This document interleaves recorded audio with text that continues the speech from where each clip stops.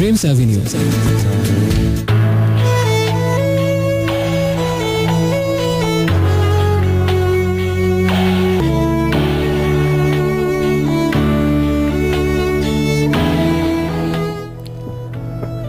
হাঁটতে হাঁটতে হঠাৎ দেখি মাঠ। ছিলাম কিছু অন্য মনে, তাকিয়ে দেখি ঘাস, হলুদ ঘাস ক্ষতের মতো। গভীর থেকে তার একটি দুটি ঘন সবুজ পাতা, তীক্ষ্ণধার ছুরির মতো। আকাশ ঘন কালো। ভেতর থেকে শুনতে পেলাম ফিসফিসানো স্বর, তাকিয়ে দেখো, এতদিনের পর একটি জীবন হাঁটছি অবিরাম। এগিয়ে চলি ত্রস্ত পায়ে। বৃষ্টি দু এক ফোঁটা, আকাশ ভেঙে ক্রুব্ধ মেঘ করছে চলাচল। হঠাৎ দেখি অদূরে এক ভাঙা মাটির ঘর। একদা কেউ এখানে ছিল, এখন তারা নেই। ভেতর থেকে শুনতে পেলাম ফিসফিসানো স্বর, এখানে এসো, উঠছে দেখো ঝড়।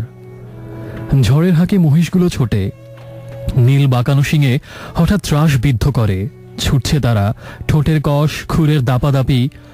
জগৎ কাঁপে থরথরিয়ে, উত্থিত এক ক্ষোভে। চমকে উঠি বজ্রপাতে, আছড়ে পড়ি ভুঁয়ে। ভেতর থেকে শুনতে পেলাম ফিসফিসানো স্বর, দৌড়ে এসো পথিক, সত্তর।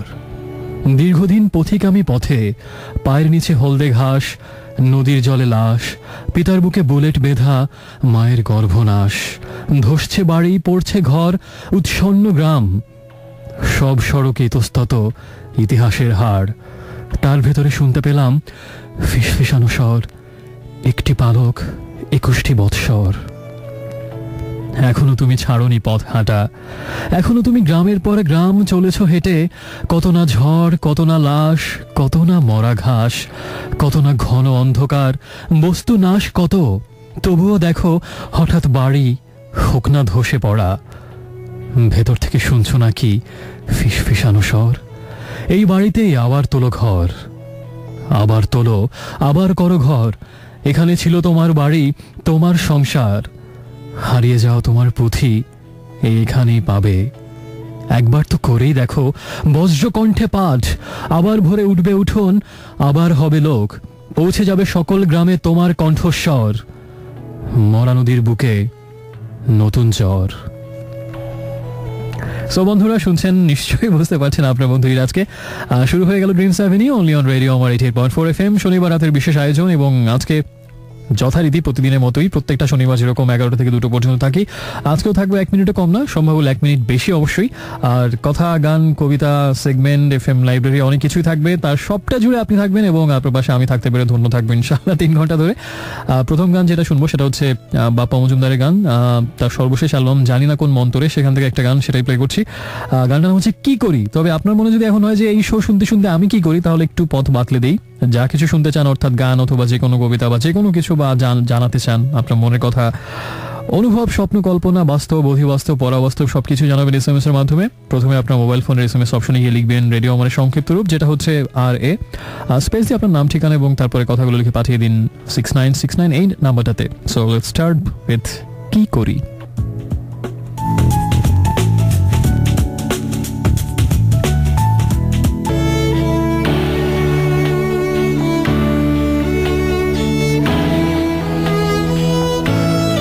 So friends, welcome back once again. শুনছেন আপনার নির্ঘুম বন্ধু আজকে, আর চলছে রেডিও আমার 88.4 FM এর Saturday night weekend exclusive show dreams avenue, যেখানে আপনি চাইলেই স্বপ্ন ভাগাভাগি করতে পারেন আমার সাথে। স্বপ্ন ছোঁয়াছুঁয়ির একটা প্রতিযোগিতা হতে পারে, যে প্রতিযোগিতায় আমার মনে হয় সবাই বিজয়ী, উইন উইন সিচুয়েশন। এবং সেখানে থাকুন না 2টো পর্যন্ত, আপনার পছন্দের গানগুলো থাকবে, আর তার পাশাপাশি আপনারই কথাগুলো প্রতিধ্বনিত হবে আমার কণ্ঠে, এবং তার পাশাপাশি আমার কিছু গিফট আপনার জন্য থাকবে।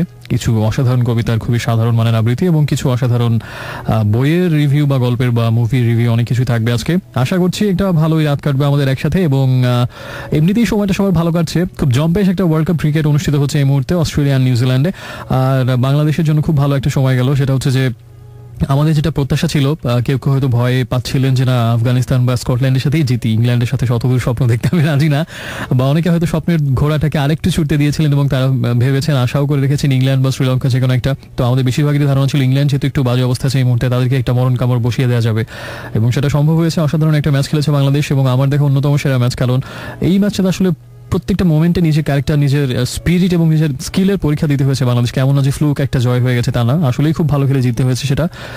তাই কংগ্রেচুলেশনস টু বাংলাদেশ টিম। এবং তারপরে নিউজিল্যান্ডের সাথে ম্যাচটা দুর্দান্ত ছিল, এবং যে দলের সাথে অন্য কোনো দল 50 ওভার ব্যাট করতে পারেনি বা 288 রান করা তো দূরের কথা, অস্ট্রেলিয়ার মতো দল 151 বা 150 রানে শেষ হয়ে গেল, ইংল্যান্ড করলো 123, সেরকম একটা দলের সাথে 288 রান করা, এবং তারপরে তাদেরকে একদম গলা চিপে আমরাও ধরেছিলাম, 7 উইকেট পড়ে গেল শেষ পর্যন্ত, যদিও আমাদের জয় হয়নি। অসাধারণ একটা পারফরমেন্স বলতে হবে। তবে আমার কাছে মনে হয়েছে যে এত ভালোর ভিড়েও একটা মন্দ বা যদি একটু খাপ ছাড়া বিষয়, সেটা হচ্ছে যে শেষ দিকে আমার মনে হয় ওই দিনের অধিনায়ক সাকিব আল হাসান আরেকটু বুদ্ধিমত্তার পরিচয় দিতে পারতেন। যদি আগের দিনের ম্যাচ উইনার রুবেল হোসেনকে, এটা আমার একার কথা না, আমার ধারণা আপনারাও বলেন এবং সবাই বলছে, আসলেই তাই। বিষয়টা হচ্ছে যে আগের দিনও যেহেতু ইংল্যান্ডের সাথে ম্যাচ একই রকম পরিস্থিতি ছিল এবং টেলেন্ডারও ব্যাট করছিলেন যারা খুব একটা দক্ষ ব্যাটসম্যান না, ঠিক একই সিচুয়েশনে যেহেতু রুবেল আগের দিন খুব দারুণ কিছু ইয়ার করে এবং ভালো বল করে ম্যাচটা বের করে আনলেন, তো আমি পরের ম্যাচেই কেন সেই কাজটা করতে যাবো না, তাকে বসে রেখে স্পিন যেহেতু বাউন্ডারি ছোট, সবসময় রিস্কি যে একটা 4-6 হয়ে যেতেই পারে। তাই আমার কাছে মনে হচ্ছে ওটা একটা বুদ্ধিদীপ্ত মুভ ছিল না ওই সময়টাতে, সাকিবের নিজে বল করা, রুবেলকে না এনে।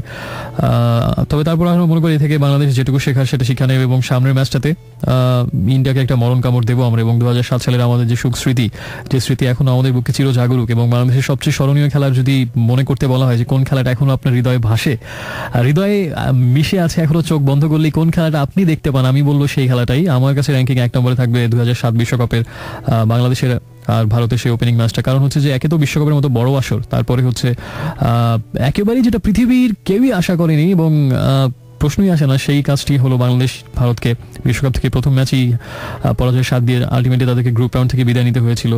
এবং আমার কাছে মনে হয় যে সিগনিফিকেন্সের দিক থেকে এবং পৃথিবীর সবাই যেহেতু বিশ্বকাপের অন্য পারফরমেন্স হয়তো সবার নজরে সবসময় পড়ে না, কিন্তু বিশ্বকাপটা হচ্ছে এমন একটা আসর যেখানে সবার চোখ থাকে, দর্শক, বিশেষজ্ঞ, আয়োজক, কর্তা ব্যক্তি সবারই। সেই হিসেবে আমার কাছে বাংলাদেশের সবচেয়ে স্মরণীয় জয় হচ্ছে ভারতের বিপক্ষে, এবং আমরা আশা করছি কোয়ার্টার ফাইনালে জিতে গেলে আমার মনে হয় সেটাকেও ছাড়িয়ে যাবে এটা। তাই আমরা বাংলাদেশের এখনো পর্যন্ত যা আসেনি স্মরণকালে সবচেয়ে স্মরণীয় জয় যেটা হবে আশা করছি সেটা হয়তো আসবে কোয়ার্টার ফাইনাল। আমরা সৃষ্টিকর্তার কাছে আমরা প্রার্থনা করছি সবাই মিলে ইনশাআল্লাহ একটা বিজয় আমরা দেখবো খুব তাড়াতাড়ি। অভিনন্দন আরেকবার বাংলাদেশ দলকে। এবং SMS কিছু পড়া যাক, আমাকে জানিয়েছেন যিনি প্রথমেই তিনি হচ্ছেন রাশেদ অ্যাজ ইউজুয়াল, কিন্তু এই প্রথম বহুদিন পরে তার একটা SMS পেলাম যে তিনি কোথাও ঘুরতে যান, একটু বোরিং কেটেছে, আশা করি আবার সামনের সপ্তাহ থেকে আপনার রোলার কোস্টার উইকেন্ড শুরু হবে। আর যে গানটা শুনতে চাচ্ছেন চেষ্টা করবো ভাইয়া গানটা প্লে করার জন্য। গাজীপুরের লিটু আমার অনেক দিনের পুরনো বন্ধু, খুব ভালো একটা ছেলে, অনেকদিন পর SMS করলো দেখে ভালো লাগলো লিটু। পরিস্বপ্ন দূরে কোথায় গানটা শুনতে চাচ্ছেন দেখে আমার খুব ভালো লাগলো, কারণ একটা কাকতালীয় ব্যাপার হচ্ছে গত কয়েকটি এপিসোড ধরে আমার শুধু মনে হচ্ছে এই গানটা প্লে করি দূরে কোথাও, পরে আমি নিজের একটা ভয় থেকে গানটা প্লে করিনি। সেটা হচ্ছে যে এই গানটা শুনলে আমার একটা সমস্যা হয়, ভয়াবহ একটা বিষণ্ণতা কাজ করে আমার মধ্যে, আমি জানি না কেন, কোনো কারণ ছাড়াই কিছু কিছু ব্যাপার থাকে না যেটা কোনো ব্যাখ্যা নেই। তো দূরে কোথাও এই রবীন্দ্রসঙ্গীতটা শুনলে প্রচন্ড একটা নিঃসঙ্গতা, বিষণ্ণতা এবং মন খারাপ একটা ভয়াবহ ভাব কাজ করে দেখে আমি আমার ধারণা গত 3-4 এপিসোড ধরে আমি প্লে করতেও করিনি। মনে হচ্ছে যে খালি খালি মনটা খারাপ হয়ে যাবে। তো আজকে যেহেতু রিকোয়েস্ট এসেছে, আজকে না একটু আমরা দুঃখ বিলাস করি, মনটা খারাপ হোক। আমি জানি না কারণটা কি আসলে, আপনারা এমন হয় কিনা জানি না, অনেক গান এরকম হতেই পারে কোনো কারণ ছাড়াই বিষণ্ণতা কাজ করে গান শুনলে। তো আজকে তারপর এটা শুনবো আমরা দূরে কোথায়। আর আমাকে জানিয়েছেন উর্মি মিরপুর থেকে, সখী ভাবনা কাহারে বলে, সুন্দর সুন্দর গানের রিকোয়েস্ট আসছে, ভালো লাগে দেখে। মুগ্নি আমাকে জানিয়েছেন মানুষ চেয়েছে কি বা পেয়েছে কি, কিছু পেয়েছে কি, হয়তো পাইনি কিছু, যা পেয়েছে তাও গেছে খসে, অবহেলা করে করে কিংবা তার নক্ষত্রের দোষে। দারুণ কিছু লাইন তুলে দিয়েছে। সজল জানিয়েছেন দেখা অদেখার 365টি দিন চলে গেল, অনুভূতিগুলো অসার হয়ে গেছে এবং এভাবেই 365 বছর চলে যাবে, থাকবে শুধু বা এতটা হতাশ হবে না ভাইয়া, আমার খুব কাছের একটা বন্ধু তুমি, আশা করছি এই সময়টা পার হয়ে সোনালী সূর্যে দেখা মিলবে কাল ভোরেই, হয়তো কে জানে, you never know. So friends, SMS করার নিয়মটা বলে দিই। প্রথমে লিখতে হবে রেডিও আমাদের শর্টেস্ট ভার্সন, যেটা হচ্ছে RA স্পেস দিয়ে নাম ঠিকানা এবং তারপরে কথাগুলো বা যে কোনো গানের রিকোয়েস্ট, কাউকে কোনো কিছু ডেডিকেট করতে চাইলে তাও, বাইরেও যে কোনো কিছু লিখে পাঠিয়ে দাও 6969 এই নাম্বারটাতে। আমি তো আছি শুধু তোমারই জন্যে।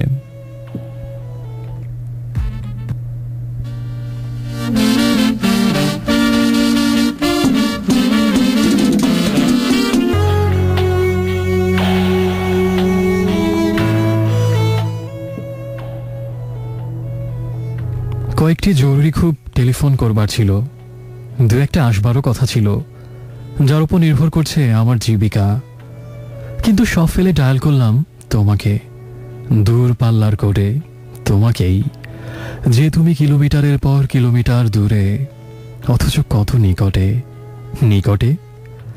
কোডের দু একটা সংখ্যা ঘোরাতে না ঘোরাতেই রেকর্ড করা গলায় নামহীন বিখ্যাত সেই মহিলা বলে ওঠে, সংযোগ দেয়া সম্ভব হলো না, এবং বলে ওঠে এমন গলায় যেন পৃথিবীর মধুরতম কণ্ঠে নিদারুণ একটি দুঃসংবাদ দেওয়ার জন্যই তা জন্ম হয়েছিল।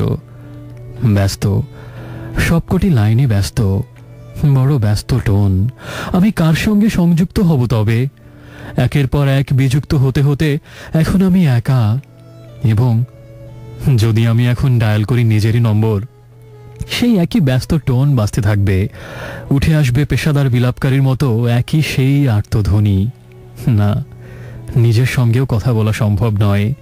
তুমি কিলোমিটারের পর কিলোমিটার দূরে, পীর যখন দেয়ালে, এবং দেয়াল যখন নিঃসঙ্গতার শ্যাওলায় পেছল, তখন আমাকে এই ব্যস্ত টোন তোমারই নম্বরের দিকে আবার আমার তর্জনীকে প্রাণিত করে।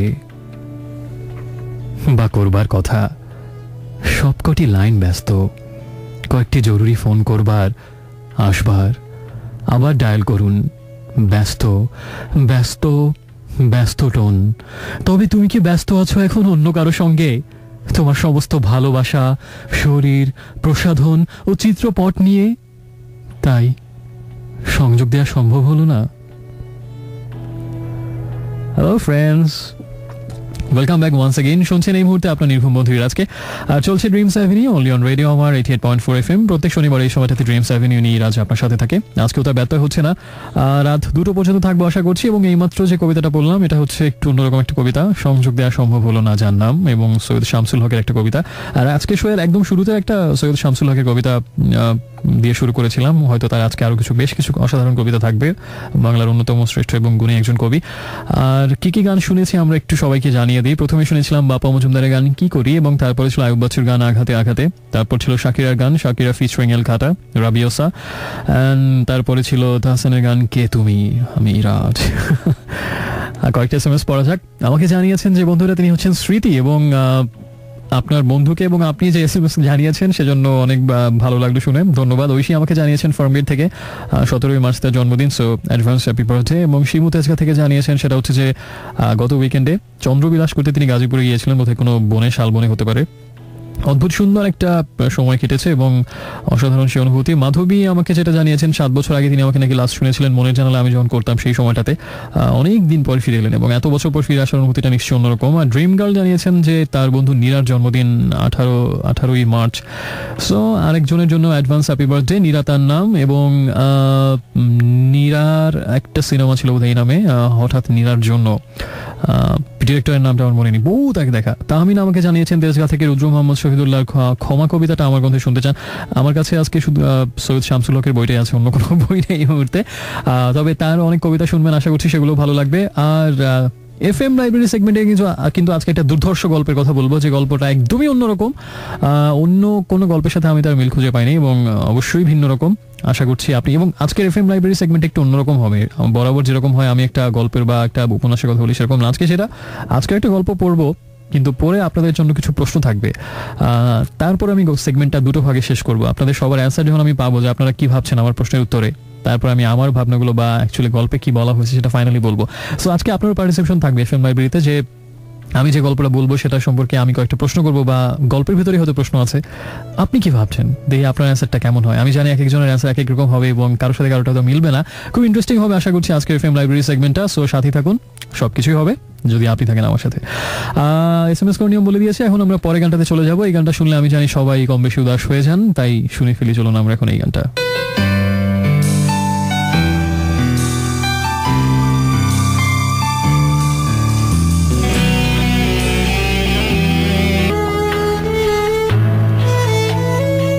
হ্যালো ফ্রেন্ডস, শুনছেন এই মুহূর্তে আপনার নির্ভুম বন্ধু আজকে আরেকবার আর চলছে শনিবার রাতের বিশেষ আয়োজন, যেটা রেডিও আমার 88.4 FM এ শনিবার রাতে ঠিক এই সময়টা দিয়ে, অর্থাৎ 11টা থেকে 2টো পর্যন্ত হয়।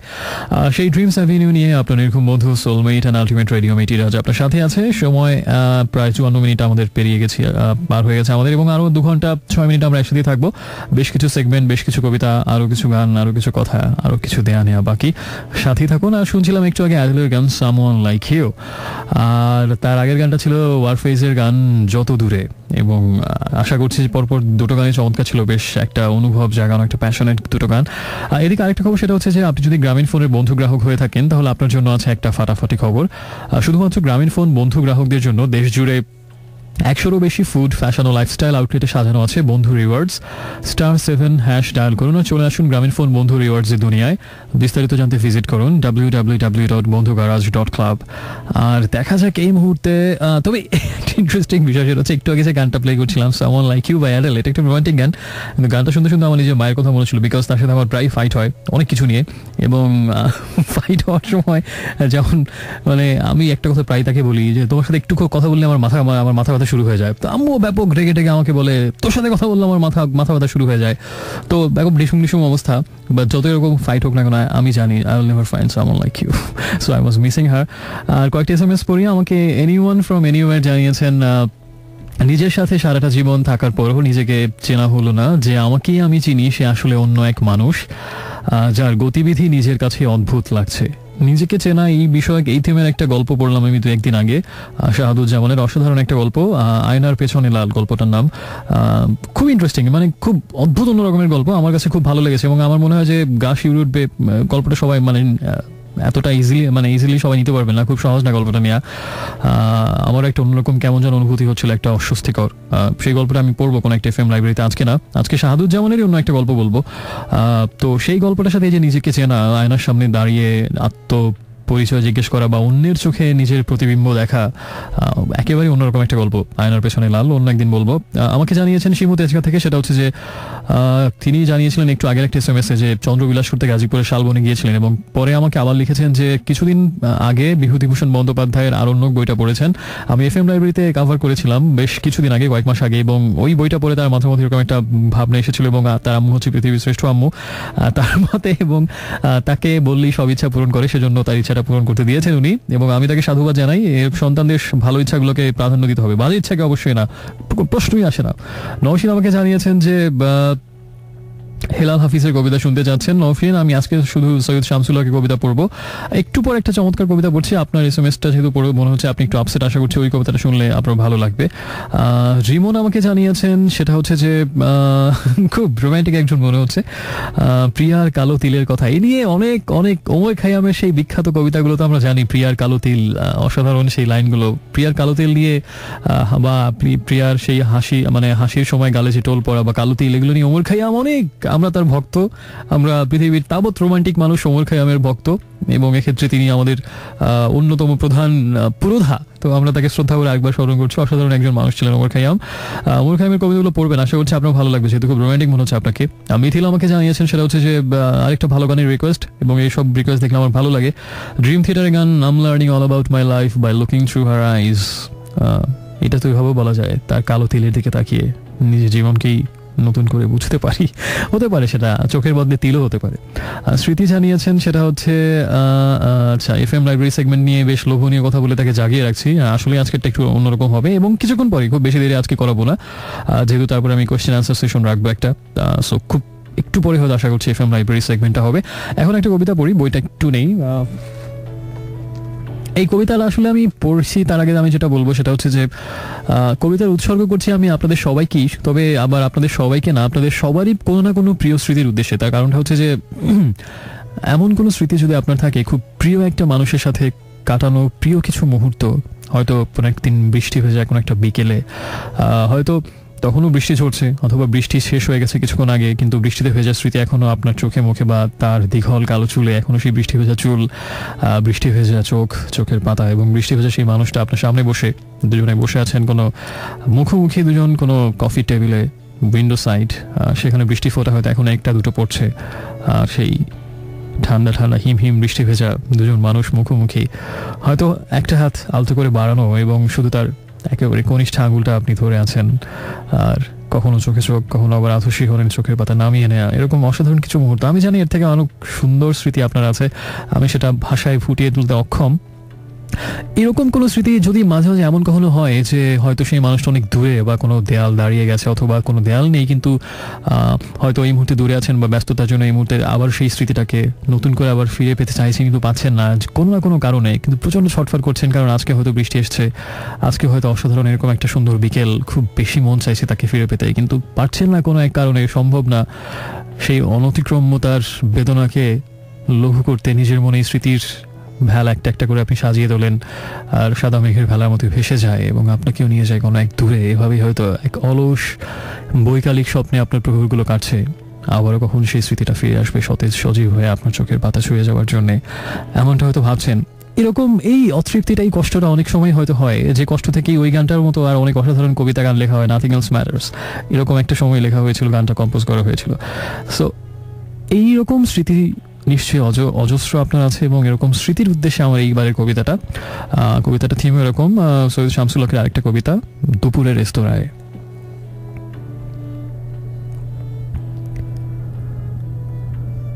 আমরা এক চৌকো টেবিলে বসেছিলাম মুখোমুখি দুজন।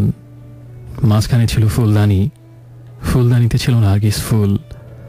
রেস্তোরাঁটি দোতলায়। আমরা বসেছিলাম জানালার পাড় ঘেঁষে। নিচে শহরের জন ও যানস্রোত, পৃথিবীর অন্যতম বৃহত্তম সিটি।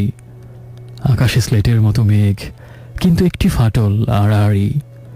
তারই ফাঁক দিয়ে রোদের একটা চওড়া তক্তা নেমে এসেছে মর্তে, যেন পালিশ করা সেগুন কাঠ।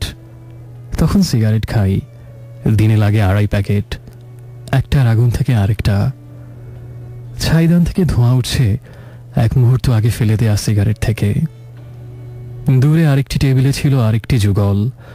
তারা বসেছিল টেবিলের ওপর ঝুঁকে পড়ে হাত বাড়িয়ে, পরস্পরের হাত ধরে, যেন ধরেনি, যেন সমস্তই ছিল স্বপ্নে অথবা পুরনো ফটোগ্রাফের সিপিয়া প্রিন্টে।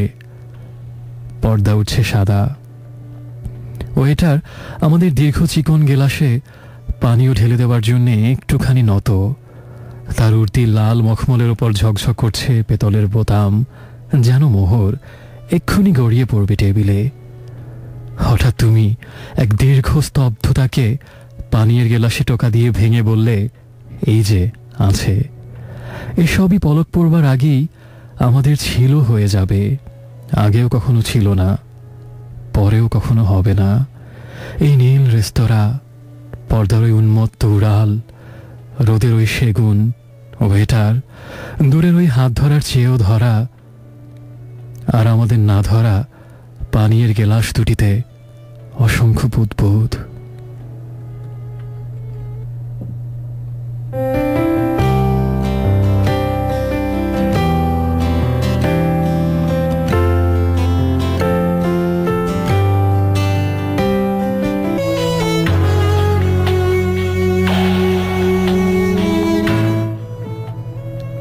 যেখানেই যাও তুমি, যেখানেই যাও, সঙ্গে যায় আরো একজন। যদিও অদূরে, তবু সেই তার দূরত্ব ভীষণ। যেখানেই দৃষ্টি দাও, যেখানেই দাও, দৃষ্টি দেয় আরো একজন। যদিও সুনীল, তবু সেখানেই মেঘের গড়ন।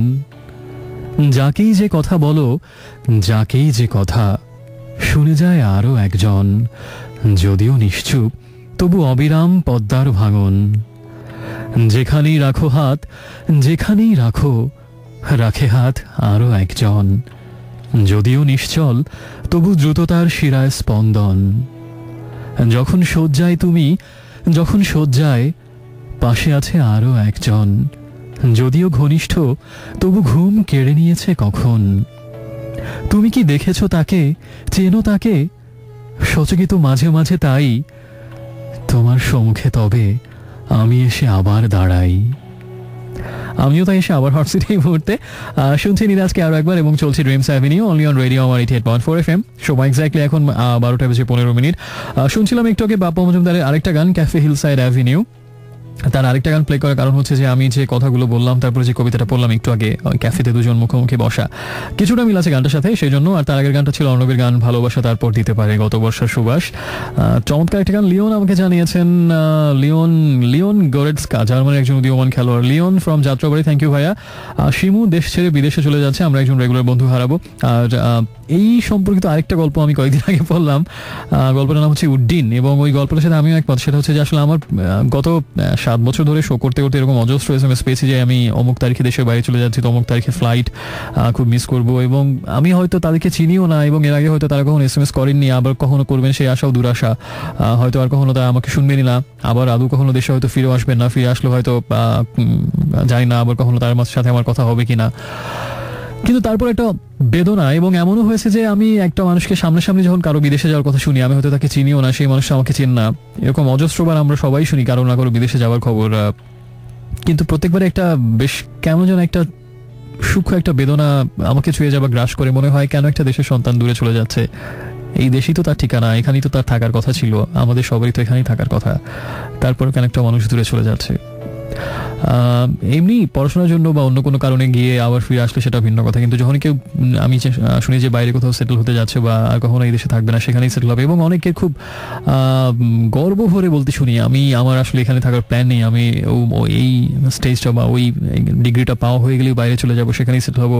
স্বপ্নের সব দেশের নাম শুনি, অমুক জায়গায় তমুক জায়গায়, সেখানে কত সুযোগ সুবিধা, কত স্বাচ্ছন্দ্য, এরকম অনেক শুনি, এবং চোখে মুখে কি স্বপ্নের ঝিকিমিকি খেলা করে এগুলো বলার সময় তাদের, এবং অনেকে খুব গর্ব, খুব দীপ্তি সহকারে দৃপ্তভাবে বলে থাকেন যেন এটা এক বিশাল অর্জন, বিশাল এক গৌরব। এবং এরকম অজস্রবার হয়, একটা দুঃখবোধ হয়, একটা কষ্টবোধ হয়, একটা চাপা বেদনা কাজ করে, যদি সেই মানুষটা হয়তো আমার কেউই না, ইভেন হয়তো আমি তাকে দেখিও নি কোনোদিন, তারপরে মনে হয় এই দেশের একটা সন্তান, এখানেই তো তার থাকার কথা ছিল, এই মাটির উপরে কেন চলে যাচ্ছে দূরে। অনেক কারণ, অনেক কথা, সেগুলো সব এখানে আসলে আলোচনা করার সুযোগও নেই, অবকাশও নেই। তারপরেও মনে হয় সত্যি কি যেতেই হবে, এটাই কি একমাত্র সমাধান? এই দেশের অনেক সমস্যা, হয়তো এখানে নাগরিক সুবিধা সবকিছুই আমরা পাই না, হয়তো এখানে অনেক অনেক অনেক অনেক হয়তো অপ্রাপ্তি, বেদনা, অনেক ক্ষোভ হয়তো সেগুলো নিয়ে। তারপরে শুধু এই প্রশ্নের উত্তর আমিও দিতে পারবো যদি কেউ প্রচন্ডভাবে তীব্রভাবে সেই প্রশ্নগুলো আমাকে করেন, যেখানে আমি এটা পাচ্ছি না, বাইরে গেলে এটা পাবো, এখানে আমি এই সুযোগ পাচ্ছি না, আমার এই নিশ্চয়তা নেই, আমার এই নিরাপত্তা নেই, আমি বাইরে গেলে সব পাবো, তবে কেন এখানে পড়ে থাকবো, কেন জীবনটা নষ্ট হবে? এত সব কঠিন জটিল প্রশ্নের উত্তর আমি দিতে পারবো না। আমি শুধু নিতান্তই অযোগ্য এক মানুষ যার কাছে কোনো উত্তর নেই, শুধু একটা অন্ধ আবেগ যার মধ্যে আছে, সেই আবেগটা শুধু এই কথাটাই আমাকে বলে বারবার, সেটা হচ্ছে যে আমাদের অনেকের মাই হয়তো পারফেক্ট ওমেন না, একেবারে আদর্শ মহিলা হয়তো আমাদের অনেকের মাই না, তার হয়তো অনেক দোষ, অনেক ক্ষুদ্রতা তার মধ্যে আছে, অনেক সীমাবদ্ধতা আমার মায়ের মধ্যে হয়তো আছে, অনেক কিছু হয়তো সে বোঝে না, এবং আদর্শ মানুষের বিচারে হয়তো সে অনেক কম নম্বর পাবে, হয়তো তার অনেক নেগেটিভ সাইডস, এবং হয়তো আমার মায়ের হয়তো অনেক কিছু আমার নিজেরও ভালো লাগে না, মাঝে মাঝে তার উপর আমি নিজেও ভীষণ ক্ষুব্ধ হয়ে উঠি, প্রচণ্ড রাগ হয়, প্রচণ্ড বিতৃষ্ণা জন্মায়, মাঝে মাঝে মনে হয় কেন এমন হলো, অমুকের আম্মু বা তার মা কত ভালো, কত রিজনেবল, কত ব্রড, এরকম আমার আপনার অনেকেরই অনেক সময় হয়তো মনে হয়। তারপর কি কখনো মনে হয় আমার মাকে ছেড়ে অন্য কাউকে মা রাখবো? তারপর কি মনে হয় যে প্রচণ্ড কষ্টের একটা মুহূর্তের পরে নিজেকে যখন প্রচণ্ড অসহায় একা মনে হয়, তখন আমার শয্যা পাশে আমার মাই তো দাঁড়াবে, থাক না তার হাজারো সীমাবদ্ধতা, হোক না সে অনেক ক্ষুদ্র, হোক না সে অনেক সংকীর্ণ, আমার মাই আমার পাশে, বিছানার পাশে দাঁড়াক, আমার মাথায় হাত রেখে। সবসময় এটাই মনে হবে। কোনো পারফেক্ট মাকে আমি চাই না, কোনো অসাধারণ আদর্শ, অন্যের জন্য অনুকরণীয় কোনো মাকে আমি চাই না। হাজারো সীমাবদ্ধতায় ভরা, হাজারো ক্ষুদ্রতায় ভরা আমার নিজের মাকেই আমি চাইব, যখন হয়তো একটা মুখ দেখতে চাইব প্রচণ্ড হতাশার ভিড়ে। তখন কি তাকে ছেড়ে যাই অন্য কোনো মায়ের কাছে, অন্য কারো মায়ের কাছে, হাজারো অতৃপ্তি অভিযোগ থাকার পরেও? তবে তখন কেন আমি জানি না, অন্য অনেকের ভাবনার সাথে আমারটা অমিল থাকতেই পারে, কিন্তু আমার কাছে মনে হয় ঠিক, আমি জানি না শিমু হয়তো কি কারণে যাচ্ছে আমি নিজেও বলতে পারবো না, হয়তো পড়াশোনার জন্য যাচ্ছে, ঠিক এরকম অনেক SMS-এই পাই বা যখনই কোনো শুনি, মনে হয় যে মায়ের আসল ছেলে একটা সন্তান চলে যাচ্ছে দূরে, সেখানে গিয়ে সে হয়তো অনেক সুযোগ সুবিধা পাবে, অনেক কিছুই পাবে, কিন্তু একটা কর্মক্লান্ত দিনের শেষে বা মন খারাপের একটা মুহূর্তে হয়তো অবচেতন ঘুণাক্ষরে হয়তো তার ভুলে হয়তো এই দেশের একটা মাটির সোদা গন্ধ বৃষ্টি ভেজা, সেটা হয়তো তার মনে পড়বে, হয়তো পড়বে না, জানি না। সব প্রশ্নের উত্তর সবসময় পাওয়া যায় না। যাই হোক, অল দ্য বেস্ট শিমু। আর যে গল্পটা পড়েছি আমি, সেটাও আমি কোনো একটা FM লাইব্রেরিতে বলবো, উড্ডিন গল্পটা, এরকম একটা থিমের উপরে গল্প, সত্যি একটা ঘটনা অবলম্বনে একটা মানুষ দেশ ছেড়ে বিদেশে স্বপ্নের পূরণ করতে গিয়ে শেষ পর্যন্ত মৃত্যুর হয় তার একমাত্র ঠিকানা, এরকম একটা গল্প আমি কথা দিচ্ছি কোনো খুব তাড়াতাড়ি পড়বো। দিয়া মগবাজার থেকে আমাকে জানিয়েছে, কবিতাগুলো শোনার পরে মনে হচ্ছে life is stranger than fiction. তা সত্যি। আর একটু পরে আমি যখন ফিরে আসবো তখন আমি FM লাইব্রেরি সেগমেন্ট নিয়ে ফিরবো। আজকের গল্পটা দারুণ, আশা করছি ভালো লাগবে। এবং SMS করার নিয়মটা মনে করে দিই, প্রথমে লিখবেন রেডিও আমার shortest version which is RA, space দিয়ে আপনার নাম ঠিকানা এবং তারপরে কথাগুলো লিখে পাঠিয়ে দিন 6969 এই নাম্বারটাতে। Hello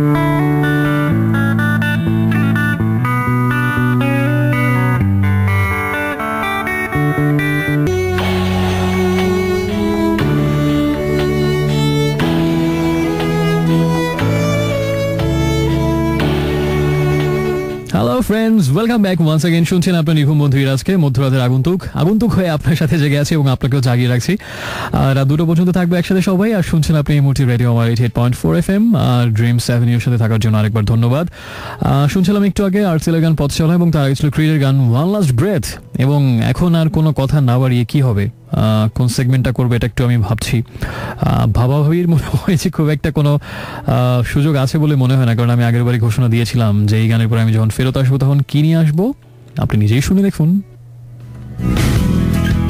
FM library.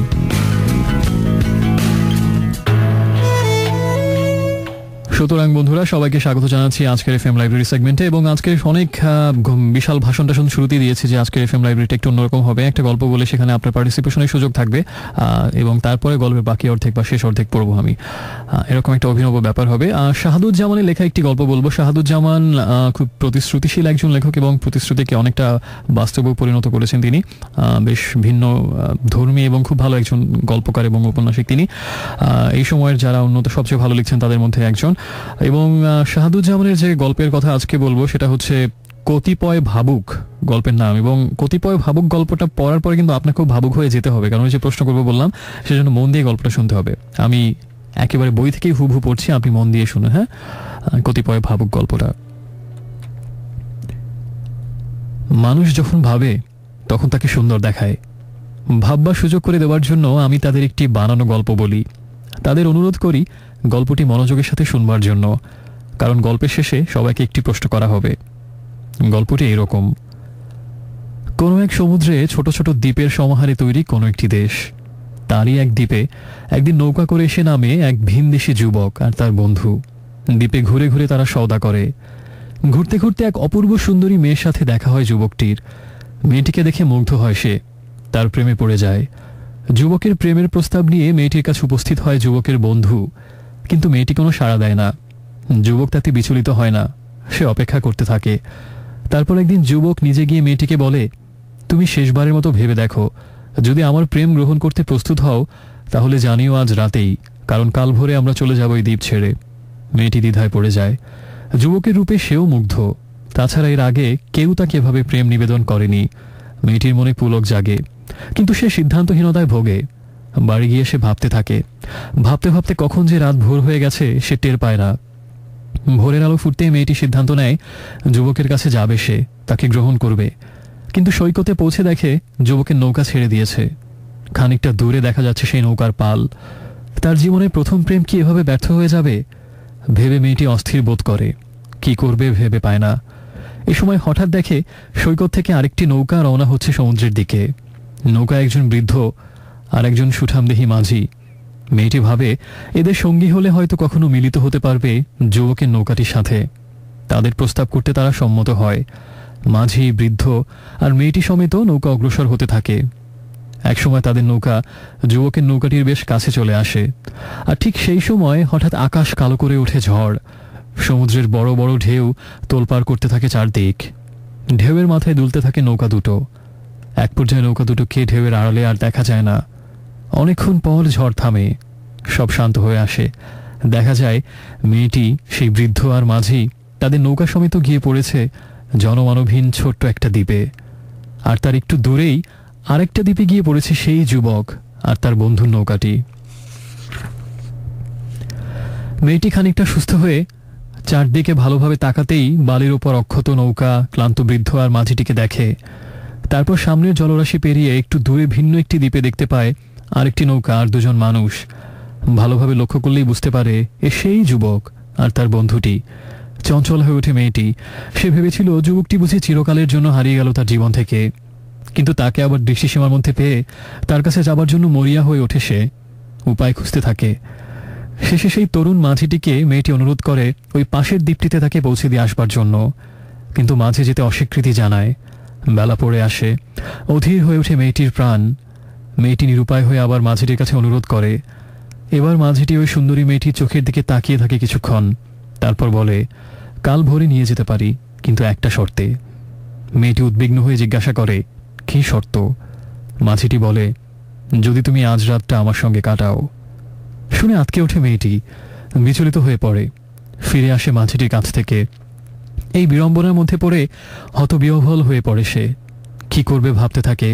যুবকটির কাছে তাকে পৌঁছাতেই হবে, কিন্তু এই নির্জন দ্বীপে কে সাহায্য করবে তাকে?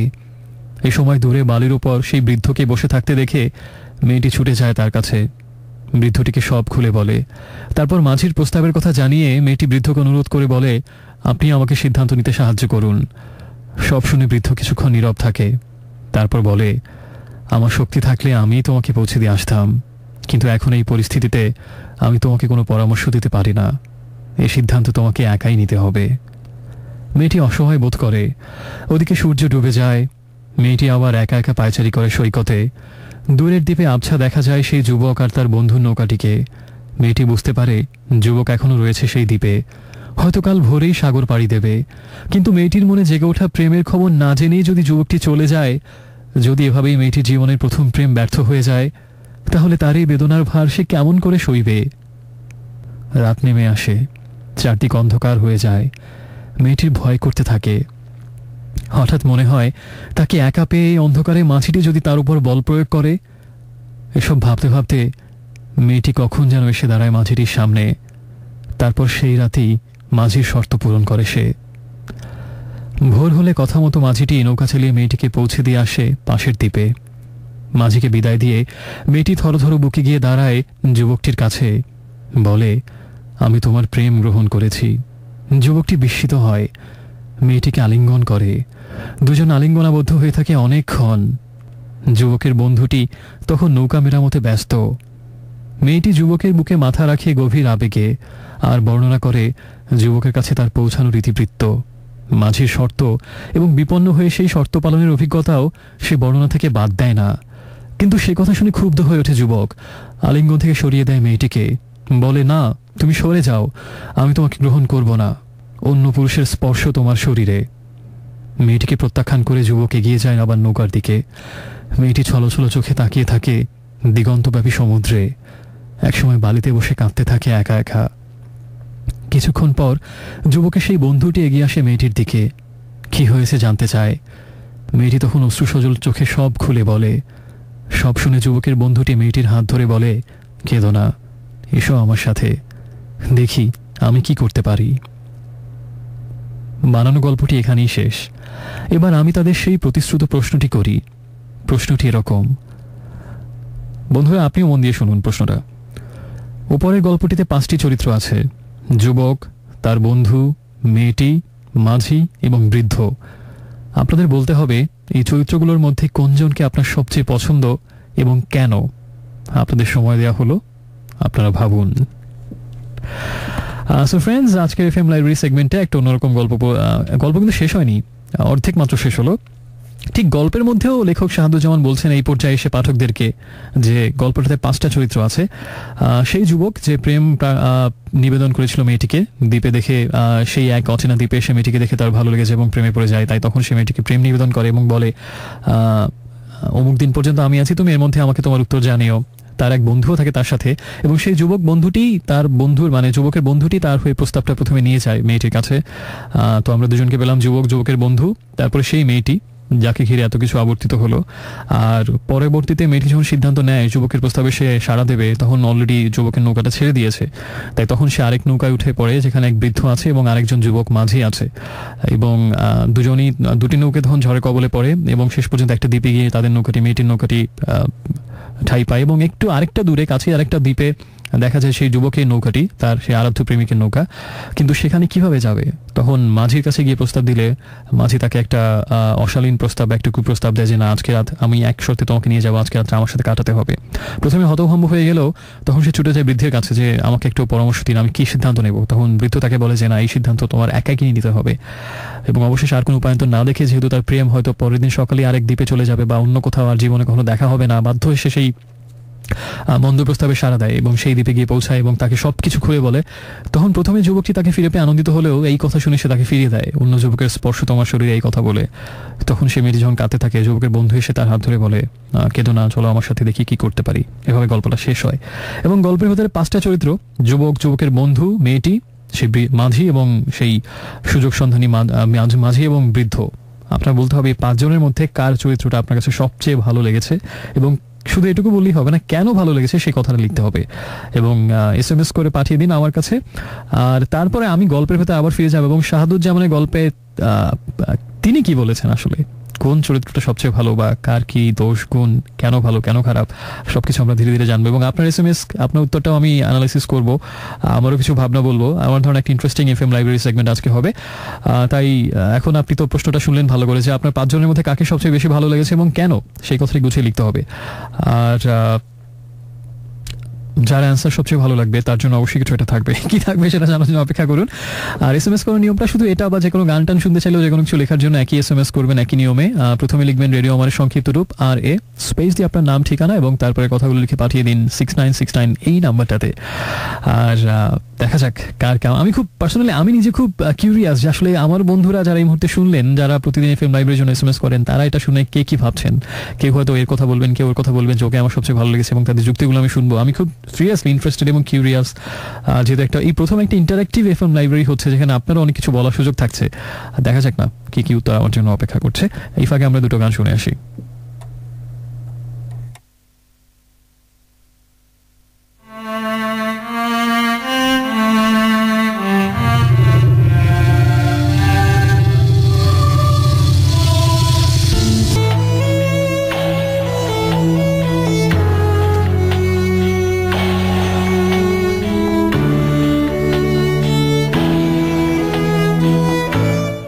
Friends, welcome back once again. শুনছেন dreams avenue only on radio আমার 88.4 FM। আর এই মুহূর্তে শুনছেন আপনার নির্ঘুম বন্ধু আজকে, আর এখন শুনছেন FM লাইব্রেরি। বন্ধুরা, এই প্রথম একটা FM লাইব্রেরি হচ্ছে, যেটা আসলে ভাগে ভাগে ভাগ করে আমি বেশ কয়েকটা কিছু, মানে অনেকটা লম্বা সময় নিয়ে করবো, হয়তো হতে পারে অনেকটা দীর্ঘ সময়, একদম সবাই শেষ পর্যন্ত হতে পারে। কারণ হচ্ছে আমি গল্পের অর্ধেক পড়েছি, একটা ছোট গল্প, বরং যে গল্পের মধ্যে একটা গল্প বলা হয়েছে, সেই ছোট গল্পটা আমি বললাম এবং গল্পেও ঠিক এই প্রশ্নটা করা হয়েছে, যে প্রশ্নটা আমিও আপনাদেরকে করলাম। এবং সেটা হচ্ছে যে 5টা চরিত্র, যুবক, যুবকের বন্ধু, মেয়েটি, সেই বৃদ্ধ লোকটি এবং মাঝি, এই 5 জনের মধ্যে আপনার কাকে ভালো লেগেছে সবচেয়ে এবং কেন, সেই যুক্তিটাও দিতে হবে। এবং আমি আপনাদের কথাগুলো, SMS গুলো আগে পড়বো, আপনাদের যুক্তিগুলো শুনবো এবং তারপরে হচ্ছে বইয়ে আবার যাব, বইয়ে কি লেখা আছে এবং দেন আমারও কিছু ভাবনার কথা বলবো। আমি পার্সোনালি সেরকম এনজয় করছি, বিকজ অনেক SMS আসছে এবং আমি নিজেও ভাবিনি এত রেসপন্স পাবো। ভয়াবহ রকমের একটার পর একটা SMS আসছে এবং সবচেয়ে ভালো লেগেছে আমার যে 5 জনের জন্য SMS এসছে, মানে একজনও বাদ যায়নি যে যাকে কারো ভালো লাগেনি। সো 5 জনের জন্য SMS আসছে এবং অনেকে অনেক রকম যুক্তি দিচ্ছেন, অনেকের কথা বলছেন। আমি ঠিক এটাই চেয়েছিলাম যে সবার ইন্টারাকশনে, যেহেতু একটা প্রথমবারের মতো ইন্টারাক্টিভ একটা FM লাইব্রেরি হচ্ছে, সবার মতামত, কে কিরকম ভাবে ভাবেন, কার দৃষ্টিভঙ্গি কেমন, কার সবকিছু আমি জানতে চাইছিলাম এবং এইভাবে সবার মতামত এবং ইন্টারাকশনে এই পর্বটা জমে উঠুক, এটাই আমার প্রত্যাশা ছিল। পুরোপুরি সেটা পূরণ হচ্ছে এবং আমি তাই এদের উপভোগ করছি। আচ্ছা, যাই হোক, একটু আগে শুনছিলাম শিরোনামহীনের গান আবার হাসিমুখ, যেটা হাসিমুখ গানের সেই জনপ্রিয় গানের সিকুয়েল। আর আমি কয়েকটা SMS পড়ি, তাহলে আপনারা নিজেরাও বুঝতে পারবেন যে আপনাদের মতামত কত ভ্যারি করছে এবং কার যুক্তি কেমন। আমাকে মাধবী লিখেছেন অবশ্যই মেয়ের চরিত্রটা, কারণ তার সাহস। মৃদুল বাড্ডা থেকে জানিয়েছেন যুবকের বন্ধু, প্রকৃত বন্ধু সেই, কারণ সে বিপদে এগিয়ে এসছে। রাশিদ আমাকে জানিয়েছেন যে বৃদ্ধ লোকটার কথাগুলো সবচেয়ে ভালো লেগেছে, কারণ বৃদ্ধ লোকটি নিজের শক্তি থাকলে সে মেয়েটিকে পার করে দিত এবং এ থেকে বোঝা যায় তার উপকারী মনটা। সাকিব লিখেছে আমাকে, সেটা হচ্ছে যে মেয়েটিকে সবচেয়ে ভালো লেগেছে because she confess the truth, সে সত্য বলেছে সেজন্য। শান্তা জানিয়েছেন যুবকের বন্ধুর চরিত্রটা সবচেয়ে ভালো লেগেছে, কারণ তিনি বন্ধুর হাত বাড়িয়ে দিয়েছেন শেষ মুহূর্তে এবং তাকে সাহায্য করতে এগিয়ে এসেছেন। মিনা আমাকে লিখেছে যে যুবকের বন্ধু, কারণ সে মেয়েটাকে সাহায্য করতে চেয়েছে। রাকিব লিখেছে মেয়েটার ক্যারেক্টারটা সবচেয়ে ভালো ছিল, কারণ সে ভালোবাসার জন্য নিজেকে স্যাক্রিফাইস করেছে, মেবি তার ভালোবাসা সত্যি ছিল। সজল জানিয়েছে আমাকে বৃদ্ধ লোকটির চরিত্রটা সবচেয়ে ভালো লেগেছে, কারণ সে তার সমস্ত জীবনের অভিজ্ঞতায় বলেছে যে সিদ্ধান্তটা তোমাকেই নিতে হবে। এতে বোঝা যায় তিনি অনেক দেখেছেন এবং অনেক অভিজ্ঞতায় পূর্ণ। সে যদি আমাকে মহাখালী থেকে জানিয়েছেন চরিত্রটি সবচেয়ে ভালো লেগেছে মেয়েটির আমার কাছে, কারণ মেয়েটি তার ভালোবাসার জন্য নিজেকে বিসর্জন করেছে মাঝির কাছে। আসলে এখানে মেয়েটির ভালোবাসার প্রকৃত রূপ ফুটে উঠেছে। আরেকজন নাম লিখেনি, কিন্তু লিখেছেন মেয়েটিকে সবচেয়ে ভালো লেগেছে কারণ সে তার প্রিয় মানুষটাকে পাবার জন্য সবকিছু করতে পারে। শাহরিয়ার জানিয়েছেন যে আমার যুবকের বন্ধুটিকে সবচেয়ে ভালো লেগেছে কারণ সে অসহায় মেয়েটির পাশে দাঁড়িয়েছে। তামান্না জানিয়েছেন আমার কাছে মাঝির চরিত্রটা সবচেয়ে ভালো লাগলো কারণ মাঝিটিও তার প্রেমে পড়েছে এবং তার জন্য প্রেমিকার সাথে এক রাত কাটানোই যথেষ্ট ছিল, তার প্রত্যাশা এটুকুই ছিল। মাঝিকে ভালো লেগেছে আরো একজন, তার নাম লিখে নিয়ে লিখেছেন মাঝিকে ভালো লেগেছে কারণ মেয়েটির ভালোবাসার কঠিন পরীক্ষাটা সে নিয়েছিল। তন্নি জানিয়েছেন মহাখালী থেকে আমার মেয়েটির চরিত্রটা সবচেয়ে ভালো লেগেছে কারণ তার ভালোবাসা ছিল নিঃস্বার্থ, মেয়েটি তার ভালোবাসা পাবার জন্য নিজের সম্মানটুকুও দিতে রাজি ছিল। রিফাত রামপুরা থেকে জানিয়েছেন মাঝি কারণ সে বাস্তববাদী।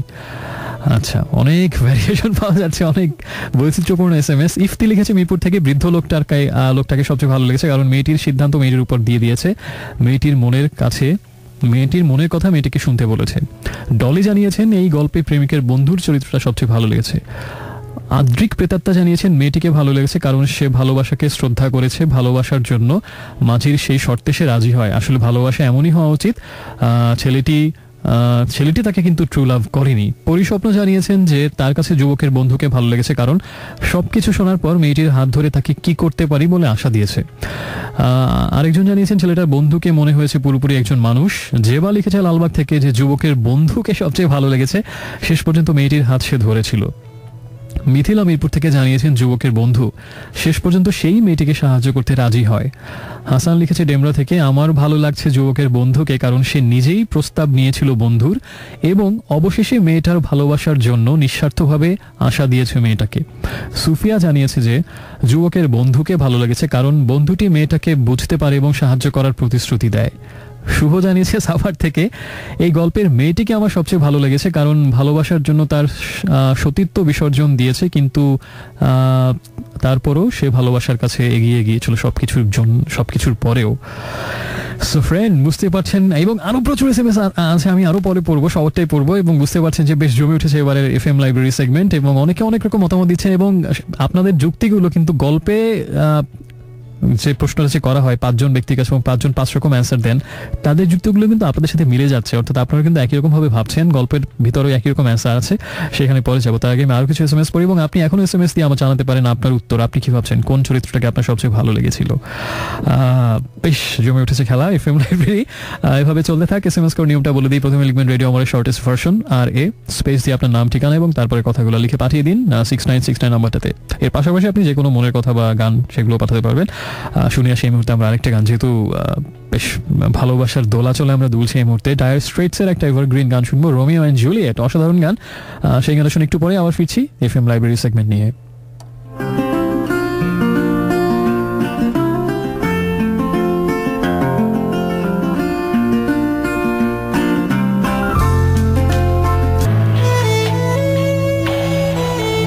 Hello friends, welcome back once again. শুনছেন এই মুহূর্তে আপনার নির্ঘুম মন্ত্রী আজকে চলছে ড্রিমস অ্যাভিনিউ, শনিবার রাতের বিশেষ আয়োজন রেডিও আমার 88.4 FM এর হটসিট জুড়ে।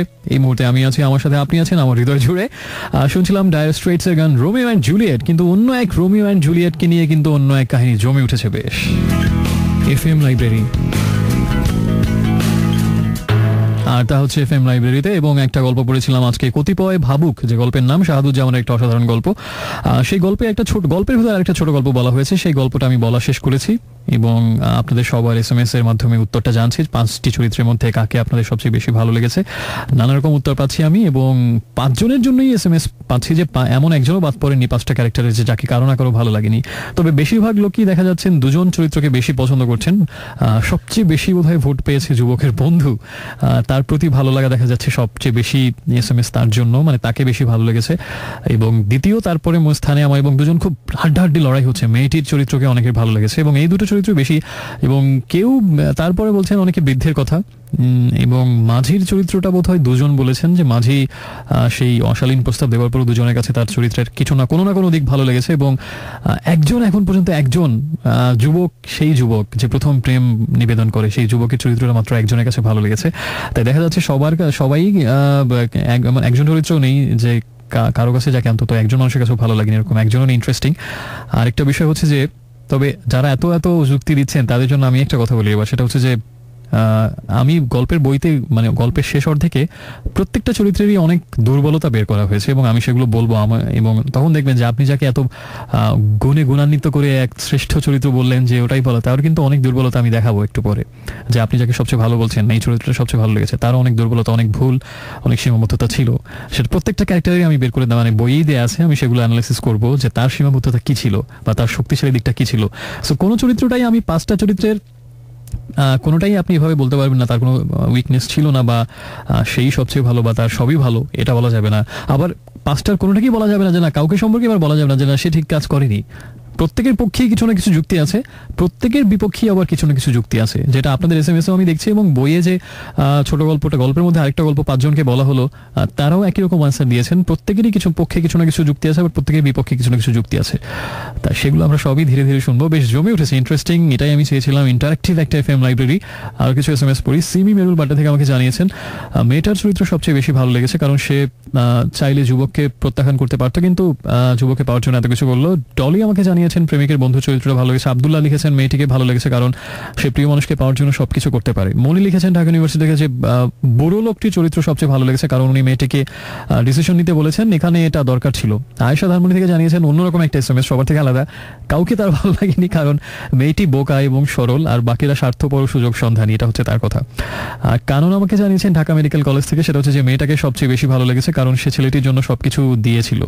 রাব্বি জানিয়েছেন বুড়ো লোকটা ভালো ছিল কারণ তার সামর্থ্য থাকলে সে নিজেই নিয়ে যেত, কিন্তু সে তাকে নিজের সিদ্ধান্তটা নিজেকেই নিতে বললো স্বাবলম্বী হওয়ার জন্য। নিশাত লিখেছেন গল্পে যুবকের বন্ধুর চরিত্রটা ভালো ছিল কারণ সে পুরো ঘটনাটা জানার পরও মেয়েটিকে সাহায্য করতে রাজি হয়েছে। রিয়া আমাকে জানিয়েছেন যুবকের বন্ধু সব জেনেও যুবকের মেয়েটার থেকে দূরে চলে যায় কিন্তু বন্ধু সেই মেয়েটার হাত ধরে। তাহমিনা জানিয়েছেন সেই বৃদ্ধ লোকটি চরিত্র ভালো লেগেছে কারণ বৃদ্ধ লোকটি মেয়েটাকে নিজের বিবেচনায় সিদ্ধান্ত নিতে বলে।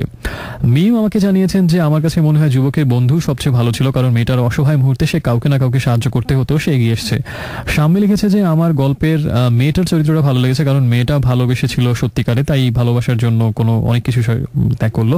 হীরা মুন্সিগঞ্জ থেকে জানিয়েছেন বৃদ্ধ লোকটিকে সবচেয়ে ভালো লেগেছে কারণ মেয়েটিকে সে কোনো ভুল সিদ্ধান্ত দেয়নি, এটা একটা অনেক বড় একটা ব্যাপার।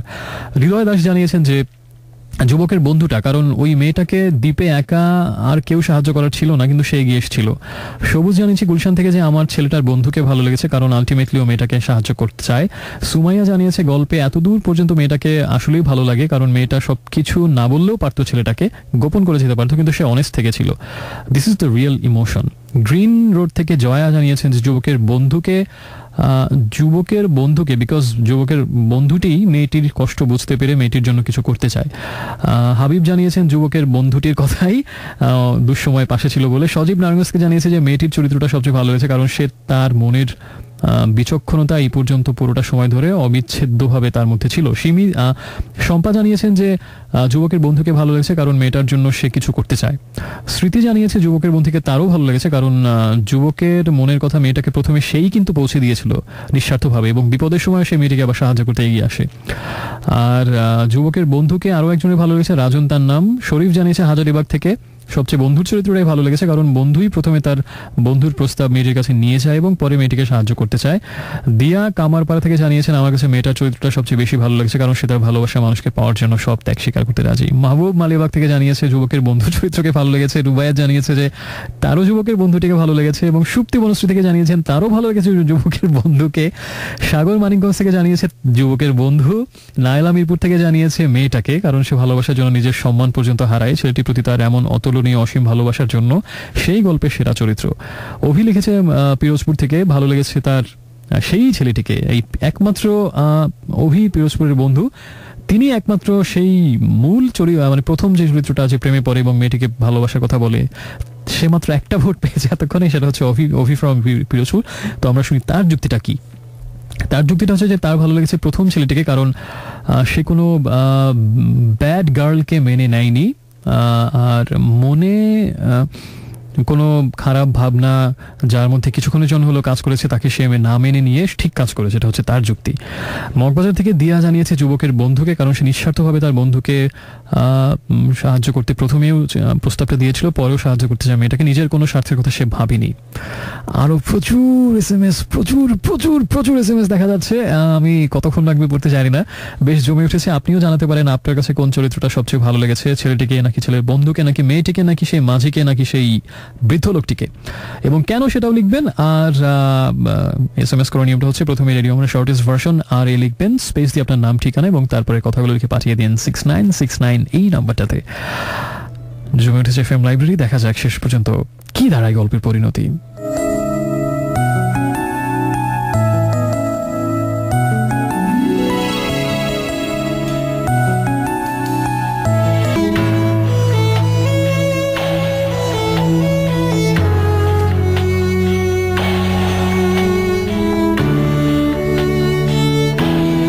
বন্ধুরা ফিরে এলাম আরো একবার। শুনছেন এই মুহূর্তে আপনার মধ্যরাতের আগন্তুক বন্ধুই আজকে, আর চলছে ড্রিমস অ্যাভিনিউ রেডিও আমার 88.4 FM এ। জমে উঠেছে বেশ আমাদের FM লাইব্রেরি সেগমেন্টটা, এবং কথায় কথায় মুখর FM লাইব্রেরি।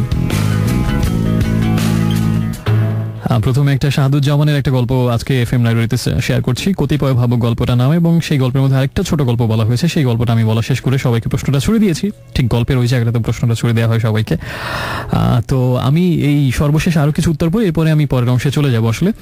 কিন্তু আমি একই সাথে আনন্দ হচ্ছে এটা ভেবে যে আমি এত রেসপন্স আশা করিনি। আমি এখনো যে কয়েকটা SMS এখন পড়বো, কিন্তু সবকিছু মিলে 5 ভাগের 1 ভাগও পড়া হবে না, আরো 4 ভাগ না পড়া থেকে যাবে। এত বেশি SMS এসছে, সেটা থেকে বুঝতে পারছেন যে কত বেশি রেসপন্স বন্ধুদের কাছ থেকে পেয়েছি।